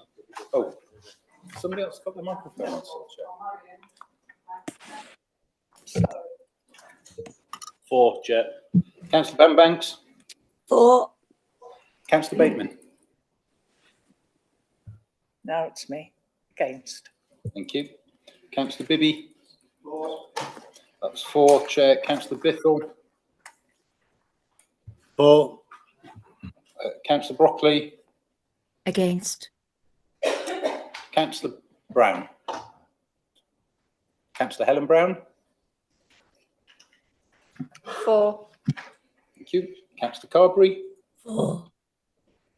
Councillor Claydon. 4. Councillor Coggins-Cogan. 4. Councillor Collett. 4. That was 4, Chair. Councillor Coppell. Councillor, don't think he's still with us, Chair. Councillor Crease. I think he's hospital appointment. That's where he was going. Councillor Cunningham. 4. Councillor Rob Davis. 4. Councillor Ron Davis. 4. Councillor Davis Cook. Against. Thank you. Councillor Chris Dolphin. 4. Thank you. Councillor Rosetta Dolphin. No, I think so. Yeah, lost Rosetta. Councillor Eastwood. 4. Councillor Ellis. That's against, Chair. Councillor Evans. 4. You, Councillor G. Against. That's against. Councillor David Healy. 4. And Gladys Healy. 4. Thank you. Councillor Andy Hughes. I don't think he's gone as well. Councillor David Hughes. 4. Councillor Hutchinson. 4. That was 4. Chair. Councillor Ibbotson. Against. Thank you. Councillor Paul Johnson. 4. That's 4, Chair. Councillor Christine Jones. 4. Thank you. Councillor Richard Jones. 4. Thank you. Councillor Simon Jones. 4. Thank you. Councillor Lister. 4. Thank you. Councillor Lloyd. 4. Councillor Mackey. Against. Thank you. Councillor Marshall. Obliged. 4. Thank you. Councillor McEwen. 4. Councillor Mullin. 4. That was 4, Chair. Councillor Palmer. 4. Thank you. Councillor Parkhurst. 4. Councillor Pearce. Against. Against, Chair. Councillor Michelle. Perfect. 4. Thank you. And Councillor Vicky, perfect. 4. Councillor Priest. Against. Thank you. Councillor Roberts. 4. Oh, we heard you clearly that time, Councillor Roberts. I'm glad it seems to have repaired itself. Councillor Rose. Against. Councillor Solcount. Okay, thank you. Councillor Sylvester. Councillor Shopcross. 4, Chair. Councillor Swash. Against. Against, Chair. Councillor Few. Against. Councillor Thomas. That was 4, Chair. Councillor Turton. Councillor Turton. You there? 4. Thank you. Councillor Wakelam. 4. Councillor Woolley.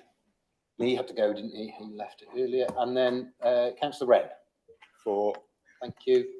Councillor Owen. And Councillor Buckley. 4. Thank you. Bear with me, Chair. I'll give you the numbers.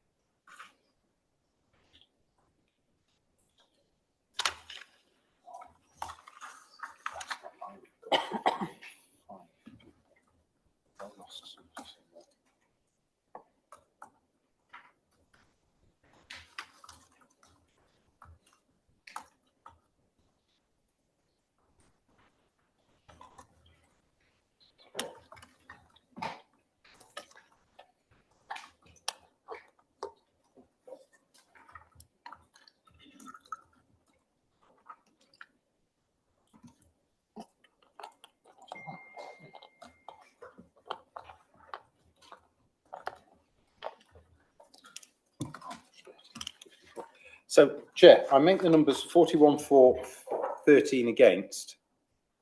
I could have sworn we had 55 councillors in the meeting, Chair. I may have miscounted how many we had. But one person either way isn't going to make a difference to the outcome, Chair. But I will go through them. I will go through and check my records again, see how many people we have. Okay. Thank you. And that's carried. Move swiftly on to agenda item number 9. That's the minimum revenue provision, and I'll pass over to the corporate finance manager, Gary Ferguson. Yeah, thanks. Each year, local authorities are required to set aside some of their revenue resources as provision for the repayment of debt. And to do this, local authorities are required to formally set a minimum revenue provision policy each financial year. Some detailed reviews were undertaken some time ago now in 2016, 17 and 17, 18, and the policy was amended at that time where we generated some significant savings. However, the policy has remained unchanged since that time, and again, no changes are required to the policy for 26-27. Cabinet received the report this morning and I've recommended to Council for formal approval. That's all I need to say, Chair. Councillor Paul Johnson. Thank you, Chair. Just to say a few words, I won't say many on this. This isn't just a technical policy we're talking about. We are reaffirming a principle at the heart of how this council manages money, and we pay for what we use and we pay for it prudently. The MRP is a mechanism by which we set aside revenue, as the corporate finance manager said, each year to repay the debt we've taken on to invest in longer lasting assets for our communities. But it reflects something deeper, I believe. You think about what we're doing here. It's our commitment to passing on stability, not instability, to future residents and taxpayers. And we've got to bear in mind that across Flintshire we invest in schools, roads, libraries, care facilities and infrastructure that serve residents for decades. And when we borrow to fund those assets, it is fair that the cost is shared between today's and tomorrow's users. Very clearly, adopting this prudent and transparent MRP does not restrict investment, but it does enable investment that we can afford without compromising for the future. And as I would always go and say, what this council is about, what responsible local government is all about, is as much about how we pay as to what we pay for. So when we're voting for this, I believe that we're reaffirming our commitment to prudent financial management, intergenerational fairness, sustainable investment, and long-term stability. And this policy reflects all of those principles, and I move the report. Councillor Richard Jones, the second, is it? Yeah, I'll second that. We open it up for debate. Does anybody want to speak on this item? Councillor Mike Pearce? Oh. I just commented to the chair that Councillor Pearce often does, and she thought I was saying that you had indicated to speak.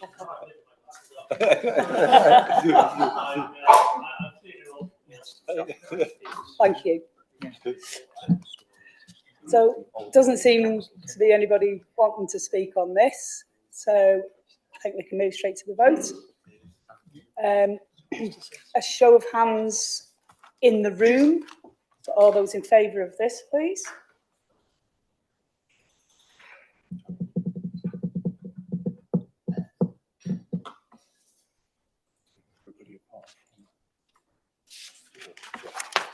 A show of hands online for all those in favour of this, please.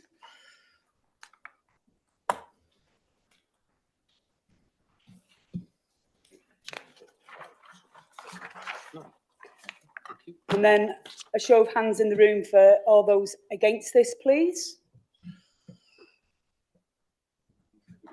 No. A show of hands online for any against this, please. And then, oh, there's one. Yeah, we've got that. And then, are there any abstentions on this, please, both in the room and online? Okay, so that's 48 for and 1 against, Chair. Thank you. So that takes us right on to agenda item number 11. That's the pay policy statement for 26-27, and I think this is Sharon Palmer. Treasury management, 10. Oh, 10. I've skipped one, haven't I? Keep doing it.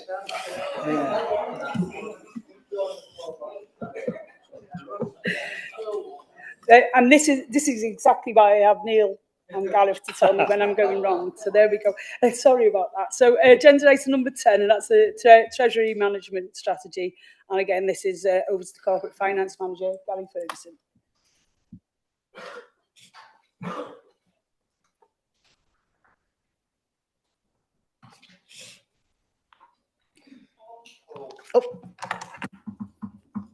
Okay, thanks. I'll be relatively brief on this one. The report presents for approval the Treasury Management Strategy for 2026-27, and that is included as Appendix 1 to your papers. It's included in conjunction with the Treasury Management Policy Statement for 26-27 to 28-29, and our Treasury Management Practice and Schedules for 26-27 to 28-29, and both of these are refreshed on a 3-yearly basis. There are no significant changes from the previous version to make you aware of. The report was considered in detail by the Governance and Audit Committee on the 21st of January, and a number of questions were asked and they were answered on the day, but there are no specific matters required to be reported there was none to be reported to Cabinet this morning and none to make Council aware of this afternoon. This final point is that there was an opportunity for Treasury Management training, as usual, which we do on an annual basis on the 5th of December to support the considerations of the strategy this afternoon. Happy to take any questions between myself and Chris Taylor. Councillor Paul Johnson. Again, Chair, I think the Corporate Finance Manager set it out very, very clearly, and given that members have been here for a while now, I'll probably find myself just repeating some of the same things I've done before, and I don't particularly want to do that, so I'll just quite simply move the report. Thank you. Councillor Richard Jones, seconder. Open it up for questions if there are any. Doesn't seem to be. We'll go straight to the vote then. Show of hands in the room for all those in favour, please. you voting, Chair? Oh, yeah, sorry. That would appear to be everybody in the room, Chair. Show of hands for all those online in favour, please.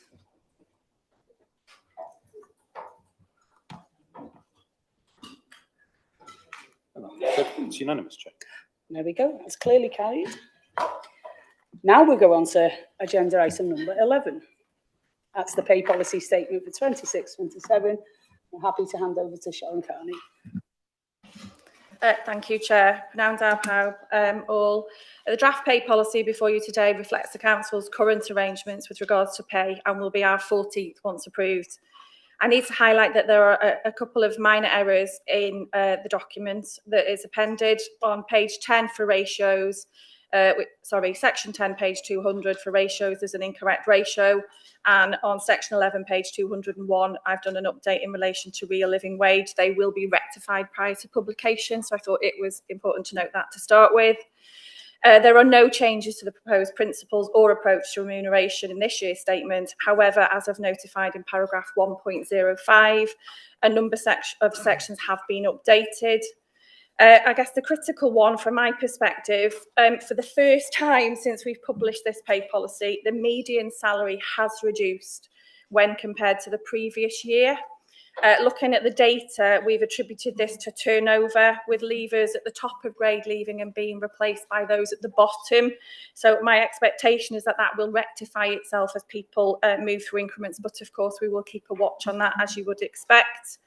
Section 11 has been updated to reflect the national pay agreements reached during 2025.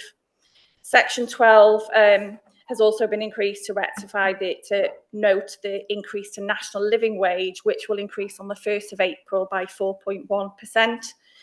If we haven't got a national agreement in terms of pay for Green Book staff prior to that date, we would be below national living wage, so we will automatically have to apply an uplift to ensure that we remain legally compliant. Section 13 has also been updated to reflect the increase to real living wage, which is 6.7%. Sections 15 have been updated, and there's a new clause in there that you will see which seeks to safeguard the council's finances. Section 17, 18 have been updated, as has 20. And then, because I don't normally mention it, I will. The LGPS document that is appended actually is a really critical document for us in practical terms. It has been reviewed, and that is one that it relates for Gary and I quite often during the course of the year in terms of decisions that we can make in relation to pension requests from employees. So that's all I wanted to raise at this point. I'll happily take any questions. Thank you. Councillor Linda Thomas to move. I move the report. Councillor Christine Jones. Only second the report. I'm open up for questions. Councillor Alistair Ibbotson. Thank you, Madam Chair. I'm grateful to Sharon Carney for highlighting those couple of errors. I propose a minor amendment to the motion, which is to delete all the words in part 2 after the words during the year. So it would delete to reflect any changes required by legislation, government policy or national negotiations so that it remains accurate and current. And the current wording would not delegate power to allow the changes to be made to remove the errors. Deleting those words just allows those changes to be made by council. So it doesn't affect anything, it just delegates slightly wider authority to allow those changes to be made, which aren't changes required by those things. So I think that would be sensible, and I'd hope the mover and seconder would accept that. Councillor Thomas and Councillor Christine Jones, are you willing to accept that? Yes. Yeah. Yes. Thank you. Any other speakers? No, none online either. So we'll move to the vote. So once again, all those in the room today, raise your hand if you're in support of this, in favour of this.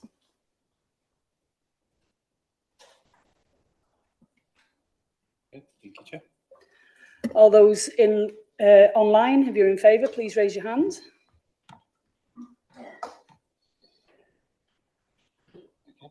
Any against, Chair?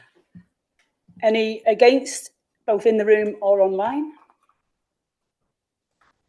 And for clarity, any abstentions in the room or online? So that was 51 for, and it appeared to be 1 against, Chair. Thank you. So moving on to agenda item number 12, public question time. I don't think there were any, no.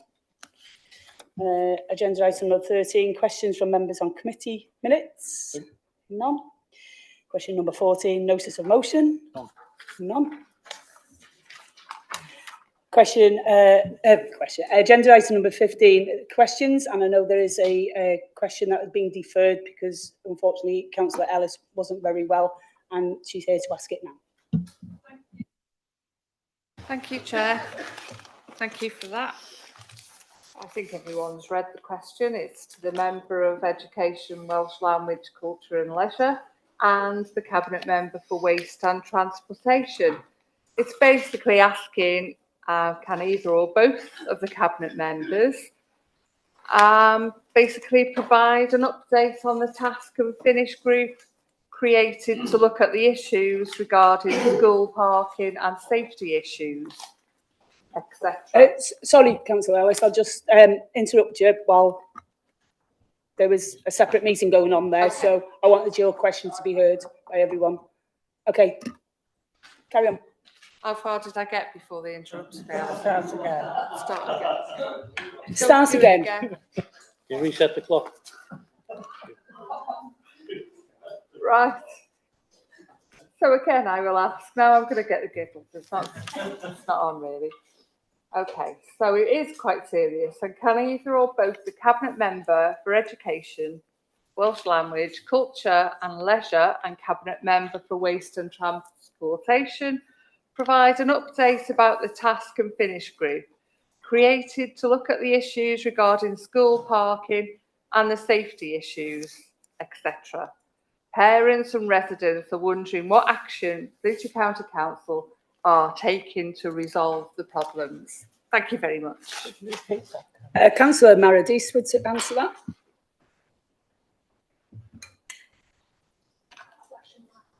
Oh, sorry. Left the mic. Yeah, yes, thank you, Councillor Ellis, for your question. The recommendations of the School Parking Task and Finish Group were presented to the Environment and Economy Scrutiny Committee on 8th July 2025 and to the Education, Youth and Culture Scrutiny Committee on 10th July 2025, prior to going to Cabinet on 15th July 2025. The Cabinet decision was to support the following recommendations from the Task and Finish Group. That the protocol is adopted for parking issues outside schools and circulation to all schools in Flintshire, as detailed in the Appendix 2 to the report, is adopted, That the matrix prioritising school is implemented, that all schools be required to produce a school travel plan, and that the portfolio showcase some best practice examples or provide a standard template to schools. That a panel be set up to assess complaints received in accordance with the criteria and determine action to be taken based on the established protocol. The intention to explore the use of vehicle-mounted ANPR technology to enhance existing civil parking enforcement activities, and that Cabinet support that further work is required on the 5 minutes grace period in restricted areas, and the pilot of 2 schools will take place following implementation of the protocol. And I can confirm that we have a number of schools across the county that are being progressed through the newly adopted protocols already. And do you have a supplementary question to that, Councillor Ellis? Thank you. It's just, have we any figures, excuse me, regarding how many parking illegally, double yellow lines, footpaths, that our enforcement teams have actually issued tickets? If not, could we find that information, please, Chair? Councillor Maradis again to answer. I'll have to ask that question of the officers and confirm in writing. Okay.